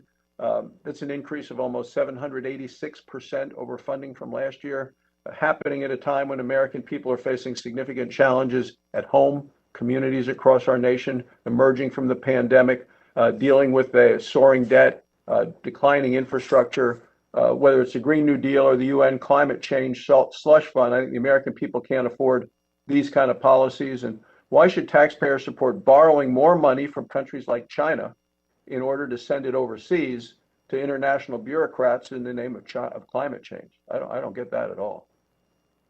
Well, climate change is a global threat. And while we need to make meaningful reductions on our own, our efforts won't be successful at addressing the climate threat unless we see similar efforts around the world. And the United States committed as part of its Paris Agreement to help provide funds for developing countries, for low-income countries, to reduce their climate emissions and to address the impacts of climate change. And we have upped our contributions to the Green Climate Fund in order to make good on that commitment, which is a very important one. Well, thank you very much, Madam Secretary. I see that the chairman has not yet returned from the vote. I know you have a hard stop at 45 minutes after the hour. It's now 44 minutes after the hour. I don't know if I'm entitled to adjourn the meeting, but if he doesn't come in within the 1 minute, I would be happy to adjourn the meeting because I know you have places to be and commitments to meet. Thanks so much. Thank you. Much appreciated. Thank you, Senator. Thank you, Madam Chairman, Madam Secretary.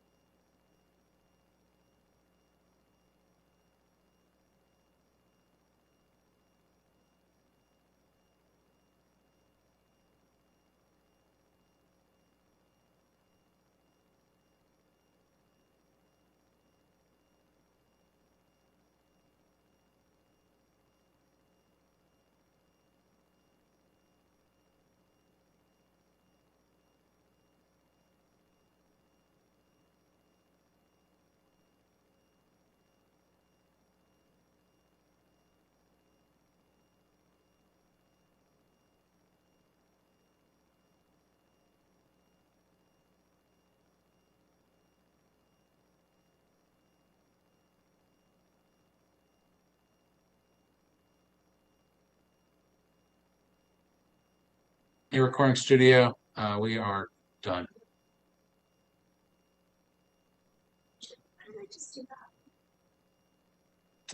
Wasn't our call, so.